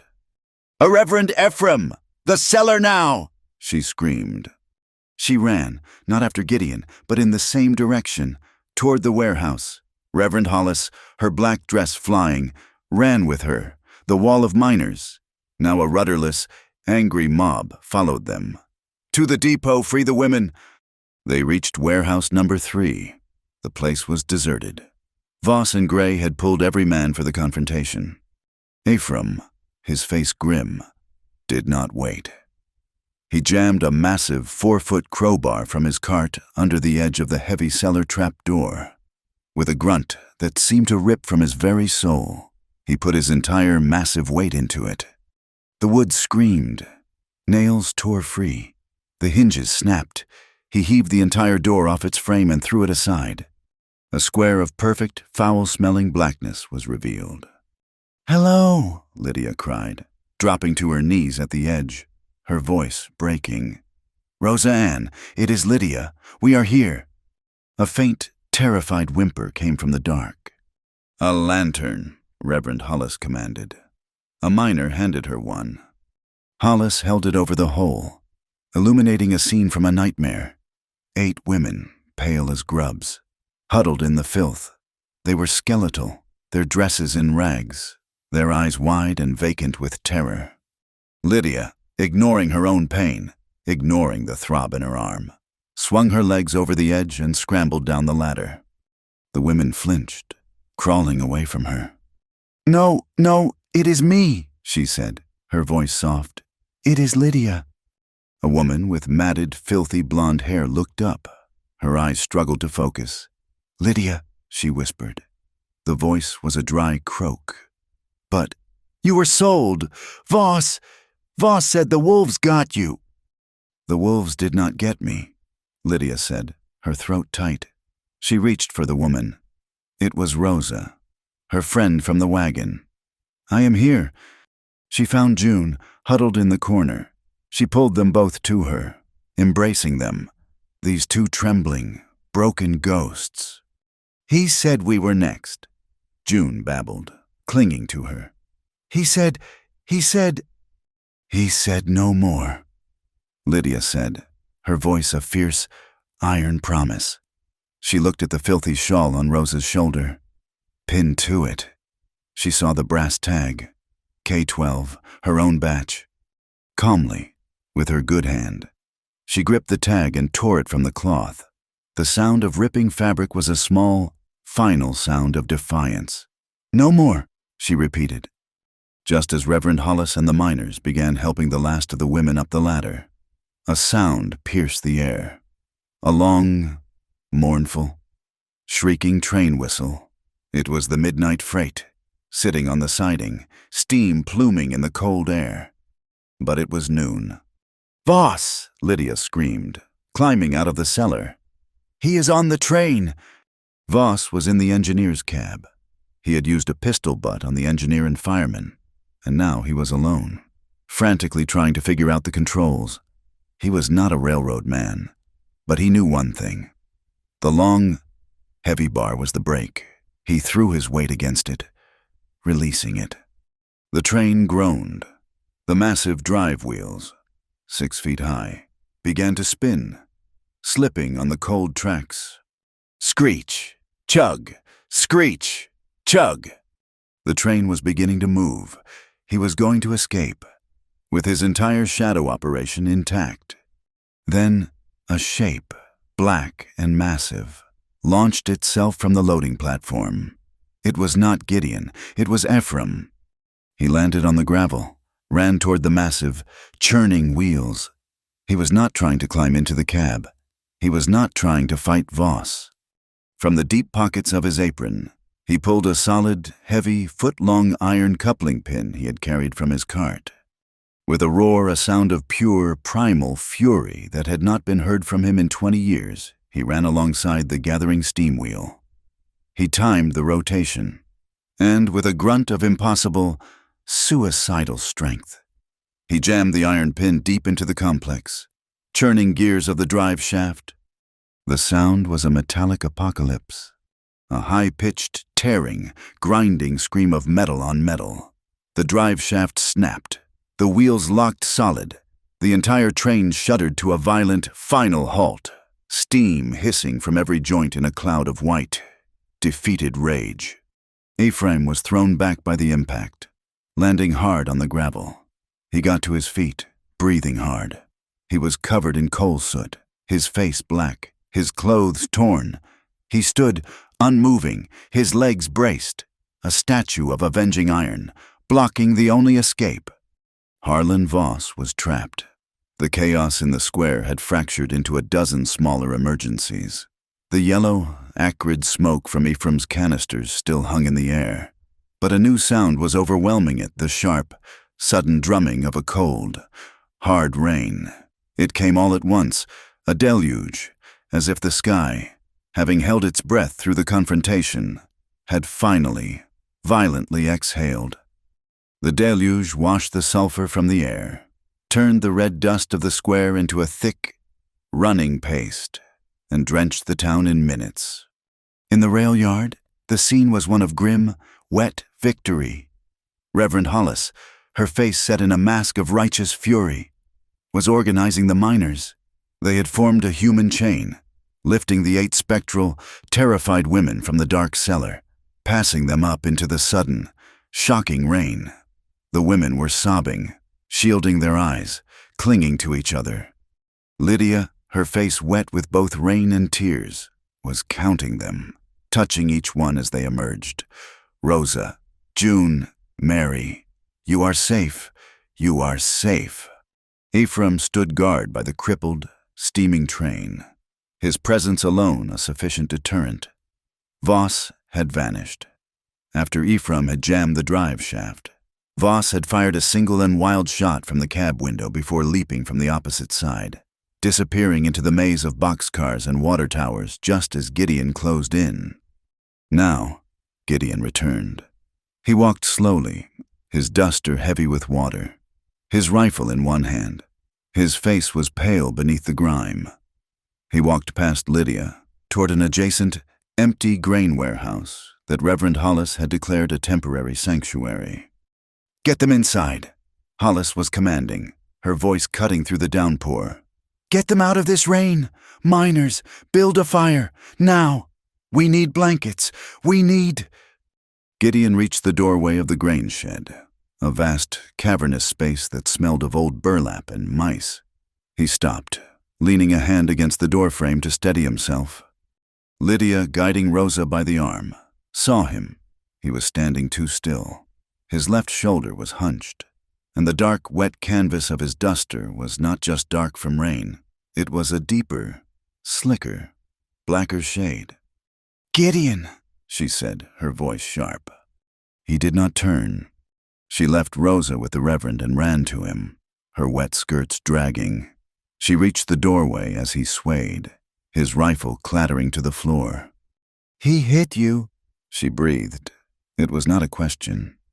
"Voss's wild shot?" "It is a graze," Gideon grunted, but his face was tight with pain. "The bone is fine. Inside, sit down." She was no longer the woman on the auction block. She was the woman with the rules. He did not argue. He let her guide him to a small, dry corner by a rusted, pot-bellied stove, away from the main space where Reverend Hollis and the other women were huddling, wrapped in blankets the miners had fetched. Ephraim appeared, silently, and began building a fire in the stove with wood chips and coal from the rail yard. The small metal box began to tick and ping as it warmed. "Take it off," Lydia ordered. Gideon gritted his teeth and, with his good arm, shrugged out of the heavy duster. The wool shirt beneath was soaked, plastered to his skin, and the entire left shoulder was a ruin of dark, shredded cloth and blood. The rain hammered on the tin roof, a relentless, deafening tattoo that isolated their small corner, making the vast warehouse feel as intimate as a closet. The rhythm of the rain was the only sound, a heartbeat for the world. "Get the medical kit," Lydia said to Ephraim, her voice steady, though her insides were shaking. "The one from the chapel." Ephraim nodded and vanished back into the storm. Lydia turned back to Gideon. He was sitting on a low crate, his head bowed, his breath coming in short, pained hisses. The hours of adrenaline, the chase, the fight, it had all drained away, leaving only the cold and the pain. "I need to cut the shirt," she said. He nodded. She took the skinning knife from his belt. Her hand was trembling. The cold, the fear, the shock of seeing him, the unmovable man, bleed. It was too much. "Steady," he rumbled, his voice low. "I am," she lied, and she slid the knife under the wet wool, cutting it away from the wound. It was not a clean graze. The bullet had torn a long, jagged furrow across the top of his shoulder, a raw, red valley of torn muscle. It was bleeding sluggishly. Ephraim returned, a phantom, his steps silent. He handed her the leather medical roll and a canteen of clean water. He then moved back to the main room, his back to them, a silent, broad-shouldered guard. Lydia set to work. She uncorked the canteen. The drumming of the rain on the roof seemed to get louder, faster, matching the frantic pulse in her own throat. She poured the water over the wound. Gideon hissed, a sharp, violent intake of air, his entire body going rigid. His breath was hot, steaming in the cold air. "I am sorry," she whispered. "Do not be," he grunted. "Just be done." She worked, her hands shaking so badly she could barely hold the cloth. She cleaned the wound, her touch, meant to be gentle, feeling clumsy and rough. He did not flinch again. He just sat, immobile as stone, his head bowed. She uncorked the small brown bottle of carbolic acid. "This will—" "I know." He cut her off.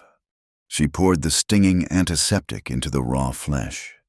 Gideon's good hand clenched on his knee until the knuckles were white, but he made no sound, though a fine sheen of sweat broke out on his forehead. His breath stopped, then exhaled in a long, controlled sigh. She took the clean linen bandages from the kit. To wrap his shoulder, she had to stand, had to move close, her body fitting into the space beside him. She could feel the radiating heat of his skin through his wet clothes. The small stove began to throw off a dry, welcome warmth, fighting the damp. She looped the bandage under his arm, her good hand brushing his ribs, her other, wounded arm held stiffly at her side. She had to lean in, her face close to his, her wet hair, having come loose from its bun, dripping rainwater onto his bare, uninjured shoulder. He did not move. He just breathed. She finished the knot, pulling it tight.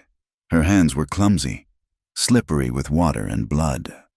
"It is done," she whispered, her voice rough. She did not move away, and he did not move. The tension of the past 48 hours, the auction, the chase, the gunshots, the fear was a tangible thing, a third presence in the small, warm circle of stove light. It had stretched them both as tight as a bowstring. And now, in the sudden, wet quiet, the string had been cut. She was exhausted. Her knees felt weak. She did not lean on him, but she did not pull back. Slowly, as if in a dream, she rested her forehead against his temple. Her eyes slid closed. His skin was hot. He smelled of rain and sweat and the faint, metallic tang of his own blood. It was a simple, profound contact, not a plea, not a surrender. It was the resting of one exhausted soul against another.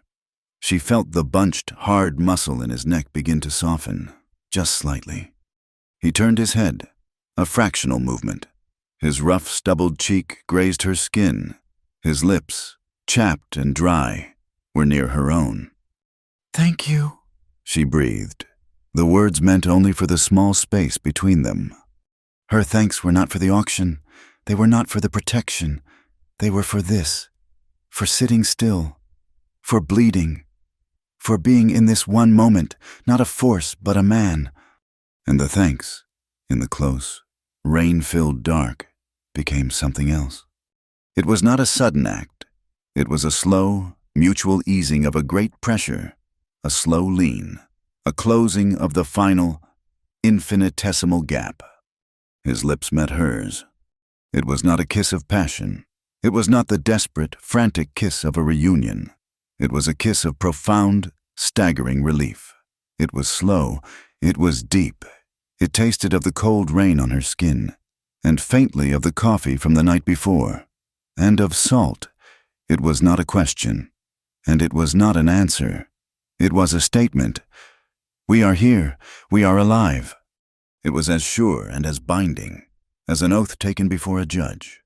He did not grab her. His hands did not move from his knees.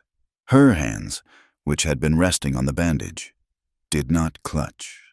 When they parted, it was just as slowly, a breath shared. Lydia's hand, the one that was not swollen and purple from the cactus, crept up from his shoulder. Her fingers were trembling again. She traced the line of his collarbone, her touch light, as if checking the new bandage, as if reassuring herself he was solid. His good hand, the one that had been clenched white, finally relaxed. It moved, covering her hand where it rested on his chest. His fingers, calloused and hard, laced through hers. His grip not tight, but absolute. A simple, silent acknowledgement that dwarfed every word they had ever spoken. She let out a breath she felt she'd been holding since she first stepped onto the auction block. It was a shaky, shuddering sigh.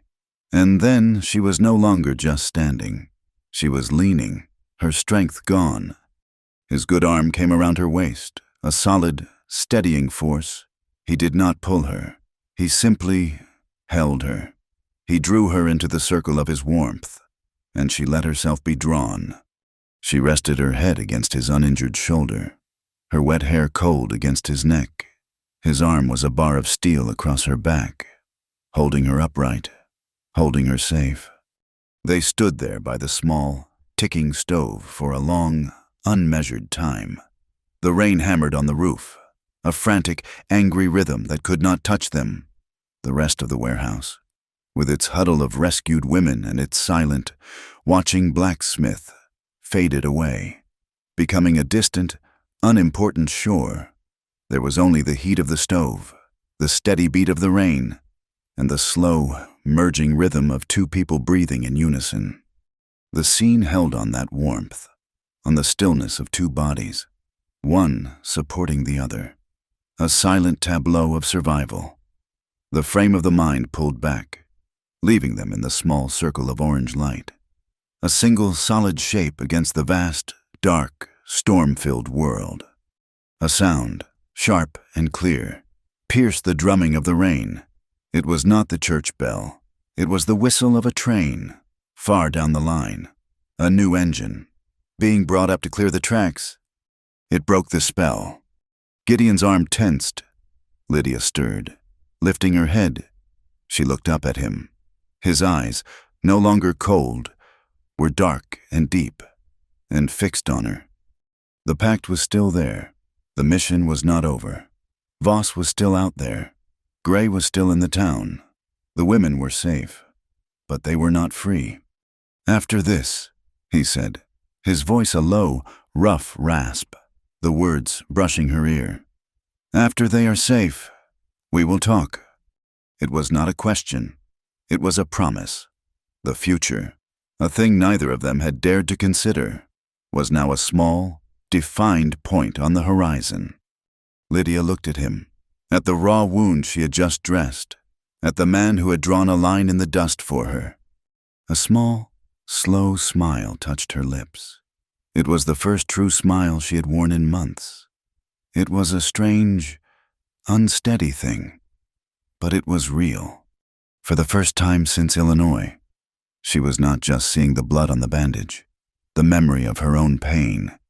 She was seeing the man in front of her. She was seeing the road that led out of Redwater Crossing, and it no longer looked like an escape. It looked like a way home. The moment of peace in the grain warehouse was shattered by a miner, his face pale and streaming with rain. He burst in, shouting, "He is gone, Voss! He ran from the train, knocked me flat! He took a horse from the livery, the black mare! He is riding north!" Gideon was on his feet, the warmth and the quiet of the last few minutes vanishing as if they had never been. The pain in his shoulder was a hot, tearing fire, but he ignored it. North. There was only one reason to ride north in this storm. "Bellstone Gap," he said, his voice flat. He grabbed his duster and slung it over his good shoulder, wincing. "He is running for the smuggler's trail." "He will escape," Lydia said, her voice hollow. "All this, and he would escape." "He will not," Gideon said. He grabbed his rifle. "I'm coming," Lydia said, stepping forward. "No, you are safe. The women are safe. My job." "You are wrong," Lydia cut him off, her voice ringing with a new, hard authority. "Rule 2, the mission. He has the rest of his accounts. We saw the safe. It was full. He must have taken them when he fled his office. He is not just escaping. Gideon, he is escaping with the evidence. The mission is not over until we have those books." She turned to the huddled women. Her friends, Rosa, her eyes still wide with terror, was clutching a tin cup of hot coffee. June, her face streaked with tears and soot, was staring into the fire. "Rosa, June," Lydia said, her voice soft but firm. "I need you." The two women looked up, confused. "I need lanterns," Lydia said, her gaze steady. "And ropes. From Ephraim's cart. We are not done." Gideon looked at her. He saw the woman from the auction block, the woman from the rail yard, and the woman from the storm. He saw the partner he had made the pact with. He did not argue again. He just nodded once. "Get the ropes." 4 horses, saddled and ready, stood in the driving rain. Ephraim, who had materialized from the shadows, held their reins. He looked at Gideon, at his bleeding shoulder, then at Lydia. He slapped Gideon on his good arm. A hard, proud clap of solidarity. He would hold the town. He would guard the women. He would handle the sheriff, who was, at that moment, being trussed up by 3 furious miners in his own jail cell. Gideon swung into his saddle, his face tight with pain. Lydia, her wounded arm in its sling, used a crate to mount her own horse. Rosa and June, sharing a heavy draft horse, held 2 lit, storm-proof lanterns and a heavy coil of rope. They were no longer victims. They were a posse. They rode north, 4 figures against the deluge. The rain was a solid, freezing sheet, turning the world to a gray, roaring void. Bellstone Gap was not a trail. It was a scar, a narrow, twisting fissure in the high cliffs where a cold creek ran. Tonight, the creek was a high, brown, thundering torrent. The path beside it was a foot-wide strip of slick, black rock and running mud. They entered the canyon, the roar of the wind and water instantly deafening. The lanterns cast wild, swinging circles of yellow light, illuminating the sheer, wet walls. "There!" Gideon yelled, pointing. Ahead, a lone rider, his horse struggling and slipping, was whipping his mount mercilessly. It was Voss. His black coat was plastered to his body. Heavy saddlebags, dark and full, bounced at his horse's flanks. Voss heard them. The canyon walls amplified the sound of their pursuit. He turned in his saddle, his face a white mask of terror. He drew his pistol. A flash of orange, flat and dead in the rain. The bullet screamed off the rock wall, inches from Lydia's head. "He is desperate," Gideon roared, urging his horse forward. "He will kill his own mount before he lets us catch him." Voss fired again, blindly, over his shoulder. This time, the bullet found a mark. It did not hit a rider. It struck the metal housing of the lantern June was holding. With a sharp tink, the lantern exploded. Glass shattered. Burning oil spattered onto the path, onto a patch of dry pine needles tucked under a rocky overhang, sheltered from the rain. Whoosh! A sudden, brilliant wall of orange fire erupted, climbing the dry pine brush. It lit the narrow canyon like daylight, revealing the slick, black rock, the raging water, and the terrified face of Harlan Voss. The sudden light and heat were too much for his horse. The animal screamed, rearing, its hooves skittering on the wet stone. "Now, Lydia!" Gideon bellowed. Gideon spurred his horse forward, using the fire, using the panic. He forced his mount alongside Voss, pinning the man's terrified horse between his own and the canyon wall. Voss was trapped, his horse sideways, scrambling, a foot from the drop. "It is over! Voss!" Lydia screamed, pulling her horse up just behind them. She had the rope coiled in her good hand. Voss snarled. He gave up on his horse and raised his pistol, aiming it square at Lydia's chest. He never fired. Lydia, with her one good arm, threw the rope. It was not a neat, perfect loop.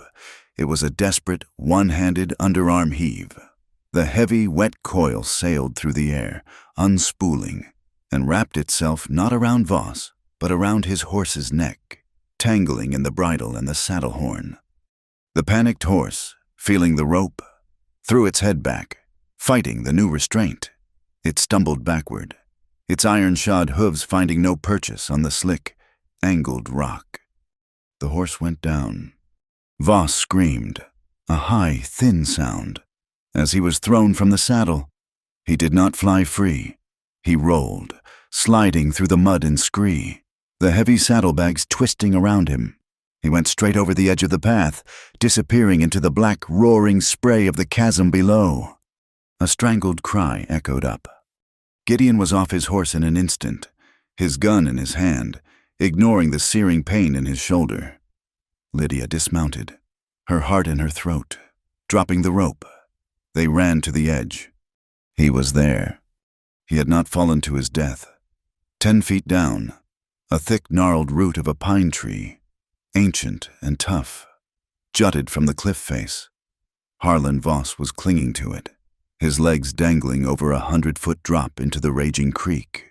The heavy, waterlogged saddlebags were still strapped to his chest, pulling him down, his own greed a literal anchor. "Help me!" he shrieked, his voice cracking. "Pike, for God's sake, do not let me fall. I will tell you everything." Gideon stood at the edge, his boots planted in the mud, his pistol aimed directly at Voss's head. The rain plastered his hair to his face. He could end it. One shot. "Gideon, no!" Lydia screamed, grabbing his good arm. "Rule 2, the mission. We need him. He is the living ledger. He has to testify against the others, the men in those books." Gideon's arm did not waver. "Please," Lydia begged. She pushed past him, dropping to her knees on the slick, dangerous mud at the very lip of the chasm. She reached down with her good hand, her right arm, the one that was swollen and aching. "Voss, take my hand. It is over. We will pull you up. Give me your hand." Voss stared up at her, his eyes wide and animalistic. The fire from the burning pines cast a flickering, hellish light on his face. "Help me," he whimpered, his voice broken. "Please." He slowly, agonizingly, let go of the root with one hand. He reached up. Lydia leaned further, stretching, her fingers just inches from his. "Take it quickly." In that instant, his eyes changed. The terror vanished, replaced by a flash of pure, bottomless malice. He was not reaching to be saved. He was reaching to pull her down with him. His hand shot up, fast as a striking snake. He did not grab her hand. He grabbed her wrist, his fingers a claw of iron. "You first, witch," he snarled, and he yanked, putting his entire weight into the pull. Lydia screamed. She was pulled forward, off balance, her feet sliding in the mud. The edge of the cliff crumbled. Her wounded arm was useless, her sling tearing. She was going over. Gideon did not lunge. He dropped. He planted his boots on the rock, digging his heels in. A human anchor. He did not try to grab her hand. He grabbed her by the back of her thick wool dress, a fistful of wet, gray cloth, and hauled back. He was now holding both of them. Voss was screaming, pulling. Lydia was screaming, sliding, and Gideon was the only thing between them and the abyss. The wound in his shoulder felt as if it were being torn open with a hot poker. He was sliding, his own boots finding no purchase on the slick mud. "Rosa June, the rope," he roared over the storm.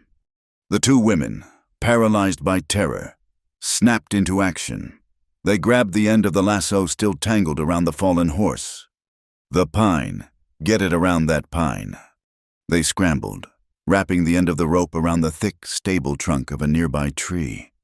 Gideon, with his free hand, let go of his rifle and grabbed the taut rope. He was anchored.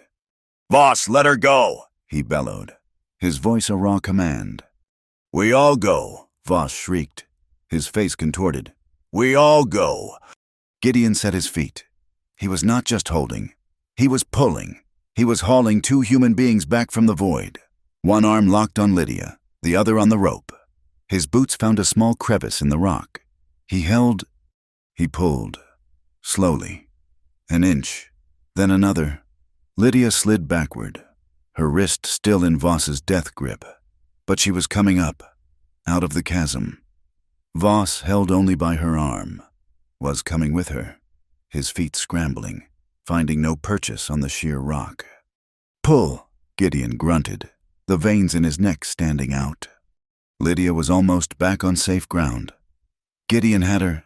He was bracing, ready to haul Voss up, to secure his prisoner. to finally end the chase, and the sky tore open. It was not thunder. It was a single, blinding, white-hot blade of lightning. It struck, not them, but a massive, jutting pinnacle of granite 50 yards further up the canyon. The sound was not a crack. It was a physical, deafening explosion that shook the very foundations of the mountain. The world was white, then black. The rock, shattered and superheated, and loosened by the endless rain, gave way. A ton of stone, mud, and water slid.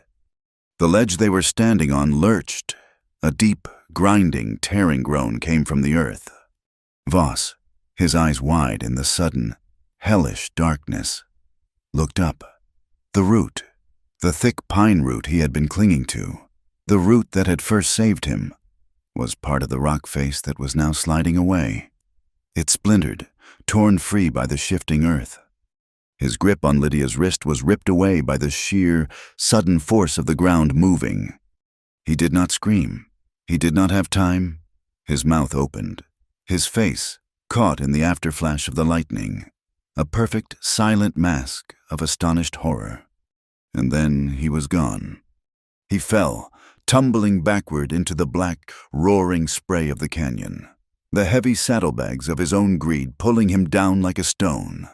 A faint, distant splash was swallowed instantly by the storm. Gideon did not wait. He yanked Lydia back, pulling her away from the crumbling, unstable edge, collapsing onto the mud, shielding her with his body as small rocks and debris rained down around them. For a long minute, there was no sound but the rain, the creek, and their own ragged, sobbing breaths. Gideon did not move. He just held her, his face buried in her wet hair, his entire body shaking from the violent exertion. It is over," Lydia whispered, her voice muffled against his drenched coat. He helped her up. They were both caked in mud, soaked to the bone, alive. They stood, the 3 women and the 1 man, on the edge of the chasm, the fire slowly dying in the rain. Lydia looked down into the blackness that had swallowed Harlan Voss. Her wrist was raw, red stripes marking where his fingers had been. She let out a long, slow breath, a shudder that ran through her whole body.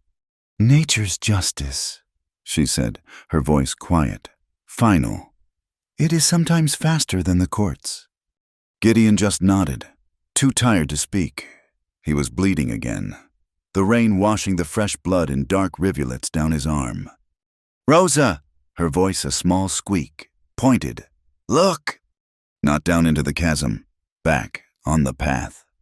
Voss's horse was struggling, its leg clearly broken, but tangled in the rope and the saddle, ripped free from Voss's body as he fell, was one single, heavy, mud-soaked saddlebag. Gideon walked to it, his movements stiff and pained. He unbuckled the flap. Inside, wrapped in oilcloth, were the master ledgers, the books that named the men in Cheyenne, the books that detailed the entire conspiracy. He buckled the bag. He looked at Lydia. "Rule 2, he said, his voice a rasp. "The mission is complete." He walked to the struggling horse. He put his hand on its neck, a gesture of quiet sorrow, and then drew his pistol. He looked away, and there was one, flat, final shot, a mercy. He retrieved his own horse. He slung the precious, heavy bag over his saddle. He climbed up, slowly, his shoulder a white-hot agony. Lydia stood by her own horse, her hands shaking on the reins. Rosa and June were huddled on their mount, weeping silently. The ordeal over. Gideon turned his horse around, back toward the town. "Come on," he said, his voice weary beyond all words. "Let's go home." They rode back, 4 drenched, victorious ghosts, disappearing into the steady, cleansing curtain of the rain. The dawn broke cold and clean, the world washed new by the night's deluge. The rain had stopped, but the sky was a high, bruised, unforgiving gray. In Redwater Crossing, the red-black mud of the main square was thick, sucking at the boots of the silent crowd. This was not a mob. This was a congregation. In the center of the square, where the auction block and then the soap boxes had stood, a long, heavy trestle table had been dragged from the church meeting hall. Behind it sat 3 people. In the center, Reverend Eris Hollis, her face carved from granite, her Bible closed on the table before her. To her right, Clerk Miller, his eyes red-rimmed and terrified, a stack of blank paper and an inkwell before him, his hands clasped so tightly his knuckles were white. To her left sat a new man.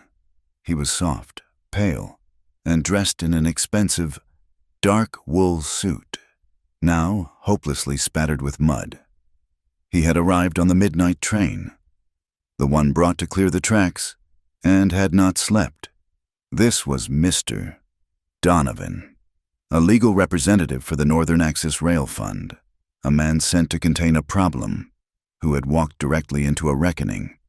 The town faced them, the miners, the shopkeepers, the teamsters, the women from the guild.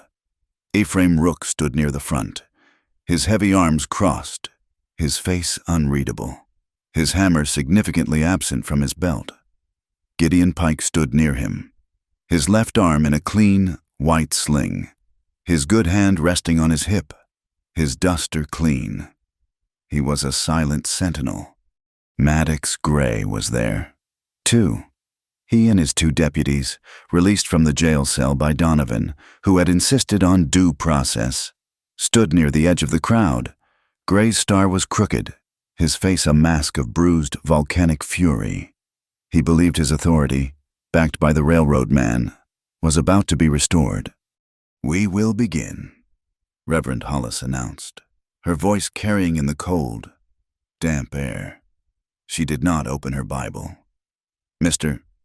Donovan has seen the ledgers recovered by Mr. Pike. He has seen the accounts. But the town must see the truth. Miss Vale." Lydia stepped forward. She was not the same woman. She was clean, her hair neatly tied. She wore the plain gray dress, but she wore it like armor. Her own arm was in a sling, a mirror of Gideon's. They were a matched pair. She did not carry the single, bloody page. She carried the heavy oilcloth-wrapped saddlebag. She placed it on the table.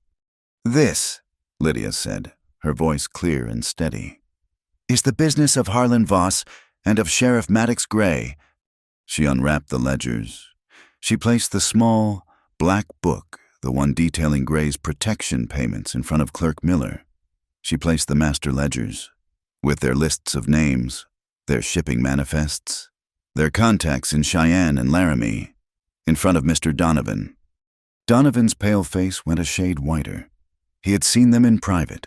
Seeing them here, in the cold, public light, was something else. This was not a containment.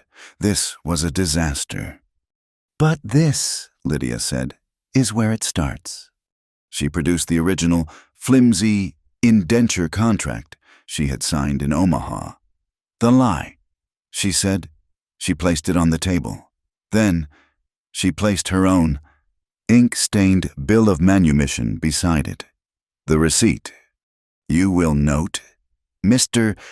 Miller," she said, her voice sharp as a banker's, "that the Northern Axis Rail Fund seal is on the first document, but the signature it is stamped over. It is not Mr. Donovan's, it is not the company's, it is a forgery, but a forgery authorized." And here she turned to Gray, "by the man who witnessed its transfer, the man who made the sale legal, Sheriff Maddox Gray." "This is a lie," Gray roared, stepping forward. "A fantasy. That is not my signature. I have never seen these papers. This woman is a thief, a liar, and a harlot.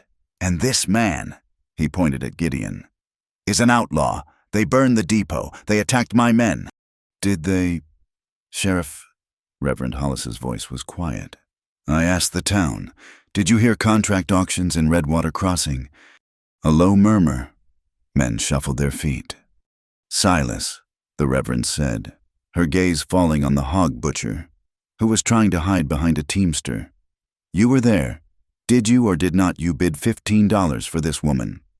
Silas Croft turned the color of boiled ham.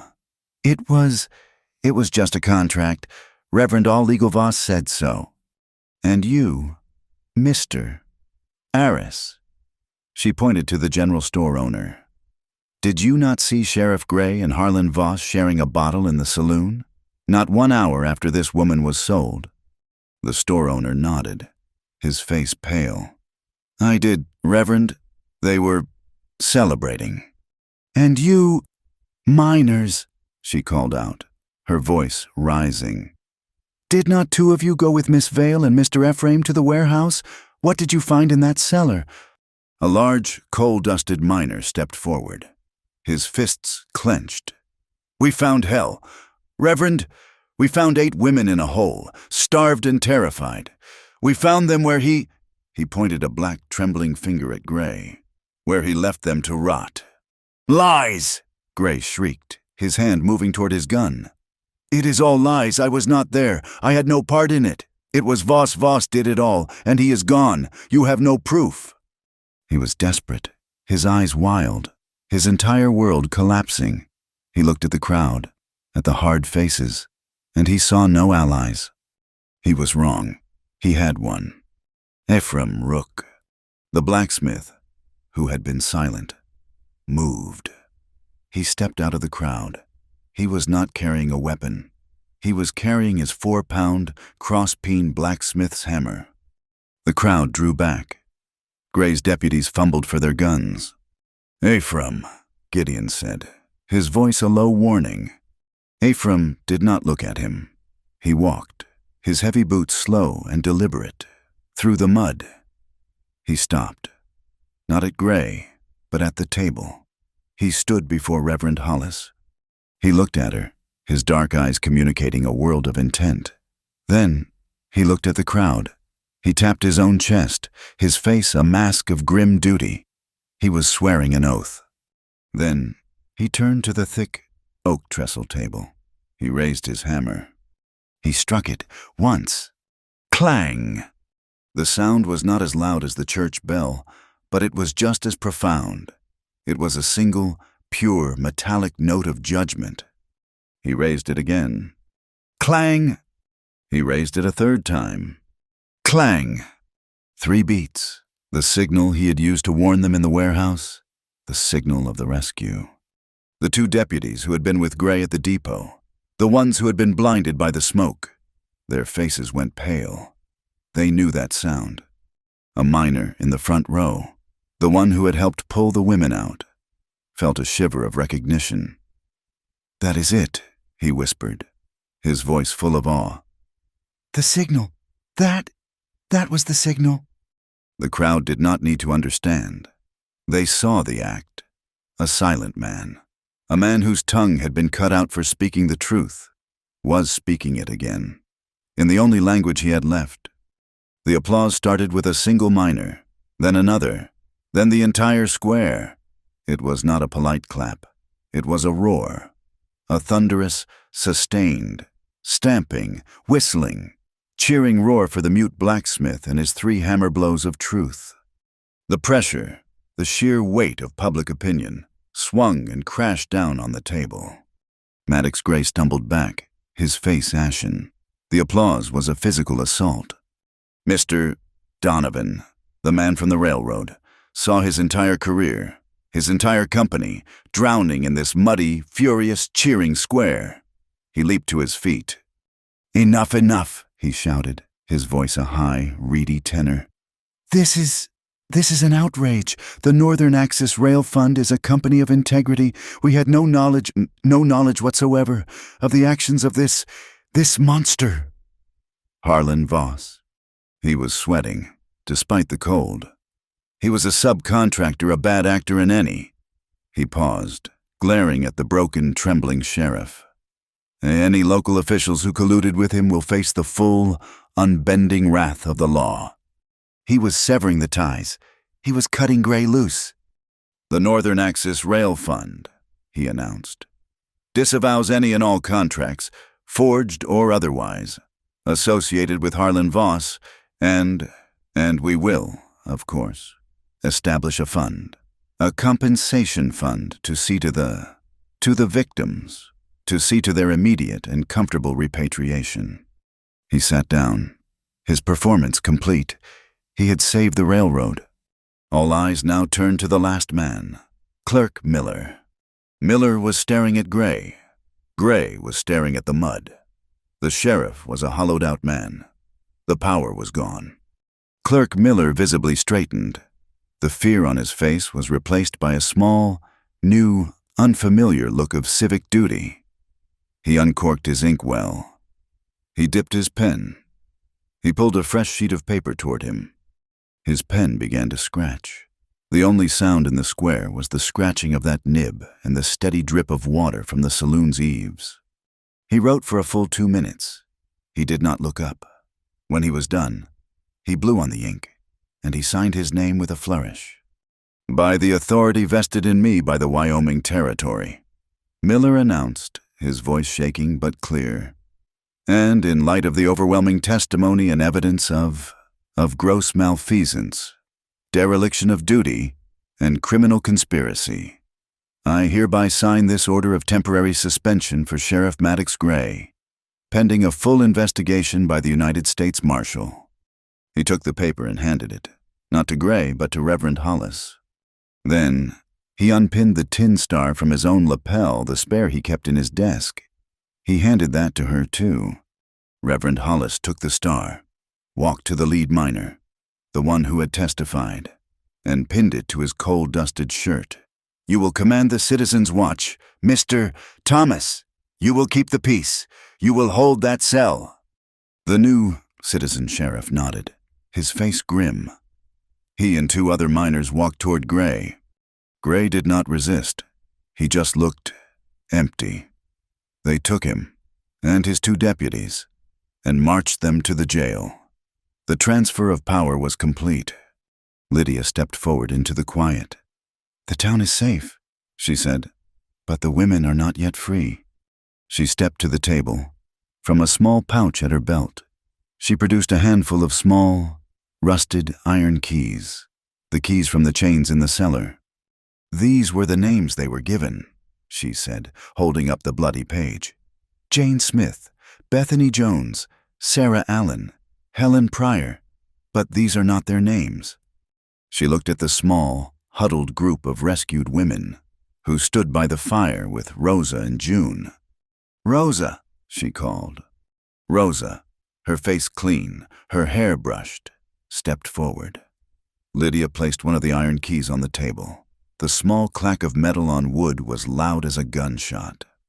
"June." June stepped forward, her head high. Lydia placed a second key on the table. "Mary." A third key. One by one, she called the names.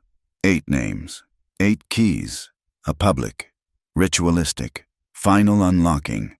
When she was done, the 8 keys lay on the table, a testament. Gideon stepped forward, his boots quiet in the mud. He looked at Mr. Donovan, who looked exhausted. "This fund," Gideon said, his voice a low rumble. "This compensation money, it will be the Redwater Freedom Fund." Donovan just nodded, eager to agree. Whatever the town decides." "It will be administered by Reverend Hollis and Mr. Ephraim Rook," Gideon stated. "It will be used to buy passage for any of these women to any place they choose to go. Home to Omaha, east to Chicago, west to California. Their choice." He paused, looking at Lydia, and then at the women.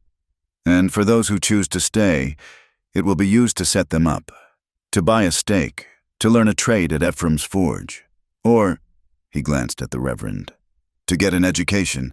The choice, it will be theirs, not ours, not Voss's, theirs." The town, which had been silent, let out a low, collective murmur of approval. It was all over. The justice, the transfer of power, the future. And it was too much for Maddox Gray. He was not in the circle of miners.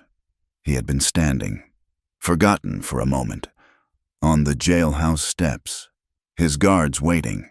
He had watched his world be given away, He had watched a cowboy and a harlot divide his kingdom. And he saw Gideon, the cause, the root, the fever. His hand, moving in a slow, reptilian instinct, dropped to his hip, to the revolver that the new sheriff had not yet had the sense to take from him. He was not fast. He was a broken man, making a broken man's last stupid move. But the move was made. Lydia saw it. Gideon, whose good side was away from Gray, did not. "No!" Lydia screamed. But Reverend Hollis was faster than all of them. She was not a woman of violence. She did not draw a gun. She did not scream. She moved. She had been standing near the church, waiting for this very moment, knowing the heart of men like Gray. She ran, not at Gray, but to the thick, knotted bell rope that hung just inside the church's open doors. She grabbed it, her entire body, and pulled. The great iron bell, the one still cracked and scarred by Gray's own bullet, gave a deep, mournful, earth-shaking toll. "Claire!" It was not a frantic alarm. It was a single, deep, booming note, the sound of judgment. Gray, his hand halfway to his gun, froze. The entire town, which had been looking at Gideon and Lydia, turned as one. Reverend Hollis pulled again. "Claire!" The sound washed over the square, the sound of doom. The crowd, the miners, the shopkeepers, the teamsters, they turned, and they began to move. Not fast, slowly, deliberately. They did not shout. They did not raise weapons. They simply walked. They formed a living, breathing, muddy wall. They converged on the jailhouse steps. They formed a circle, then another, and another, shoulder to shoulder, 100 deep, until Maddox Gray was at the bottom of a silent, watching, judging vortex of the very people he had lorded over.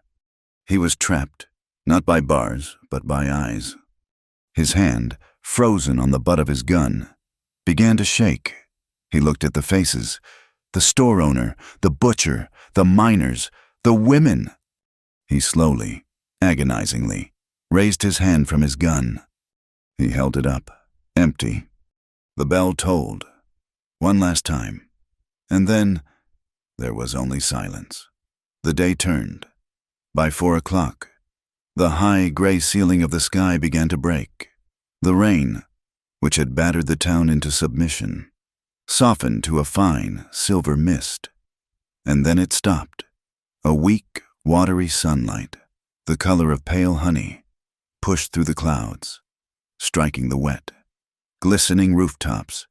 It was a cold, clean light. It did not warm, but it revealed. It washed the yellow sulfur from the air and made the thick, red-black mud of the square gleam like fresh lacquer. The town, which had been a collection of terrified, angry, or complicit individuals, was now something else. It was a community, standing in the cold, wet afternoon, blinking in the new light. The trial, such as it was over. Maddox Gray was in his own cell, the heavy iron keys in the pocket of the new citizen sheriff. The ledgers were locked in Clerk Miller's office, awaiting the U.S. Marshal. The women, rescued from the cellar, were clean, dressed in clothes donated by the Ladies' Guild, and sitting on the church steps, sipping hot, sweet tea, their faces pale but, for the first time, not terrified. Lydia Vale, her arm still throbbing in its sling, left Gideon's side. She walked past the trestle table, past the silent, watching crowd. She walked to the center of the square, to the patch of earth that she knew, better than anyone, was the exact spot, the place where her life had been bartered for $22. She stopped. The mud sucked at her borrowed boots. She was holding something. Not a ledger, not a weapon. It was the first bandage, the filthy, stiffened, dark red strip of her own petticoat, the one the traveling doctor had cut away from her arm in that first dark, cold hut. She had retrieved it from the doctor's refuse pail, a small, hard knot of her own pain, and had kept it. Now, In front of the town, in front of the new, clean light. She bent down. She did not throw it. She did not bury it. She placed it, deliberately, on the mud. A small, dark offering. A final piece of evidence. It was a declaration. There was blood. Here, there was a price paid. And now, it is done. She stood, and as she turned, Gideon was there. He was holding a single sheet of paper, the flimsy foolscap, stained with ink and mud, her bill of manumission. "This," he said, his voice low, "is yours. I think its contract has expired." She looked at the paper, the document that had, for a single, terrifying day, represented her entire worth. It seemed so small now, so useless. It was a relic from a different life. She took it in her good hand. The crowd murmured. Watching, they expected her to frame it, or perhaps to burn it. She did neither. With a simple, clean motion, she tore it in half. A collective gasp from the women on the church steps. Reverend Hollis herself stiffened. Lydia looked at the two pieces. She folded one, carefully, and tucked it deep into the pocket of her gray dress. The other half, she held up. "This part," she said, her voice clear, ringing in the clean, cold air, "is not for me. This is for the town. It is for the next woman, or the next man, who comes to Redwater Crossing looking for a new start. It is a promise. It is the other half of the bill. It is the town's share. It is to remind us that a person is not for sale. Not ever." She walked to the church steps and handed the torn, symbolic scrap of paper to Reverend Hollis, who took it as if it were a sacred text. And then a new movement. Rosa, June, the other 6 women, they stood up. They were holding scraps of cloth, not dirty bandages, but strips of clean, white linen from the guild. Rosa walked, her head high, to the front of the general store. She tied the white cloth around the porch post. It fluttered in the new, clean breeze. A flag of truce, a sign of sanctuary. June followed, tying a second strip to the post of the land office. Another woman tied one to the livery. Another, in a final, defiant act, tied one to the empty, swaying sign of the Red Slipper Saloon. One by one, white banners of freedom and cleansing appeared, dotting the main street, the town's own silent promise. Reverend Hollis stepped onto the trestle table. She did not open her Bible. She did not need to. "Today," she said, her voice a balm on the town's raw nerves, "we have seen a great shadow, but the shadow is cast by a great light." In the background, the sounds of the town were beginning again, not the sounds of panic or of commerce, but of repair. The clank of a water pail from the main well, the sound of a man sweeping broken glass from the saloon's boardwalk, and from the north end of town, faint but clear, the steady, rhythmic, reassuring chink-chink-chink of Ephraim Rook's hammer on his anvil. He was not making weapons. He was mending a broken hinge for the jailhouse door. He was building again. "This," the Reverend continued, her voice rising over the sounds, "will be a house of dignity. This will be a town that does not sell its people. This will be a place where a contract is a promise, not a chain. Let this day be our foundation. Let us go, not in anger, but in purpose. Amen." "Amen," the crowd murmured. The congregation began to disperse. People had work to do. They had lives to reclaim. They had a town to rebuild, from the inside out. Lydia and Gideon were left standing by the table, the last of the afternoon light catching the angles of their faces. They were both covered in mud, both wounded, both exhausted to the bone. They watched the people go, watched the new, quiet energy of Redwater. Gideon turned, his face unreadable. "I never bought you, Lydia," he said, his voice quiet, meant only for her. "I know that now. I stood between you and the wolves. That was all I knew how to do. The rest of it, the part that comes after, I reckon we have to build that." He looked at her, his winter eyes clear, the fire that had burned in them now a steady, warm ember. "Together," he added. Lydia looked at him for a long, quiet moment. She saw the man who had faced down the town, the man who had bled for her, the man who had, in the cold, dark hut, confessed his own broken past, the man who had made a pact and kept it. Her eyes, which had held so much fear, were finally, completely, steady. She reached out with her good hand, the one that had been swollen and purple, but was now just hers. She did not place it on his. She took his good hand. She laced her fingers through his calloused, scarred ones. It was not a gesture of thanks. It was a gesture of acceptance. "We build," she said, her voice as firm as his. "And there is no more alone." A new sound drifted from the saloon. The tinny piano was gone. Someone, a teamster with a light touch, had taken out a banjo. He was plucking a slow, simple, hopeful tune. It was not a dirge. It was not a celebration. It was a tune for mending. A small child, a girl of about 5, who had been hiding all day, finally darted from an alleyway, chasing a small, scruffy dog. They ran, a blur of joyous, innocent motion, right through the mud where the auction block had been. They did not know what had happened there. They just knew the rain had stopped. The mind's eye pulls back. It rises above the square. It sees the town of Redwater Crossing, not as a wound, but as a place. The white cloths flutter on the porches. Ephraim's hammer rings true. The rescued women are sharing a meal inside the church, their voices for the first time, laced with quiet laughter. The sun is setting, painting the high.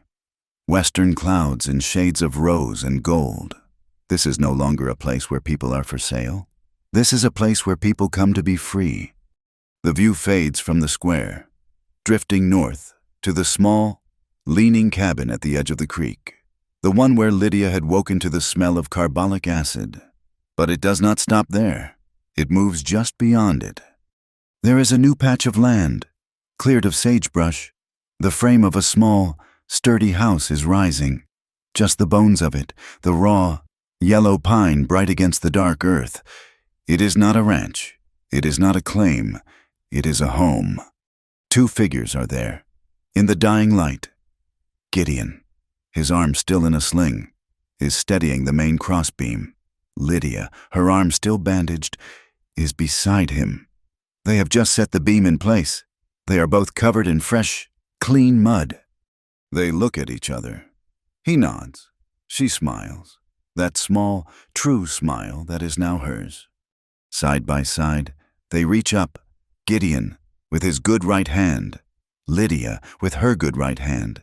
They press their palms flat against the new, raw wood of the beam. They pull their hands away, leaving 2 perfect, muddy handprints, a new kind of signature, a new kind of seal, a promise, not on paper, but in wood and earth, a home, built not on a contract, but on justice, standing in the heart of the Wild West. Thank you so much for listening to our story. We would love to know where you are listening from, so please drop a comment below, share your thoughts, and let's connect. Be sure to subscribe to Wild West Stories 1850 like this video, and give that hype button a press so more people can hear this tale.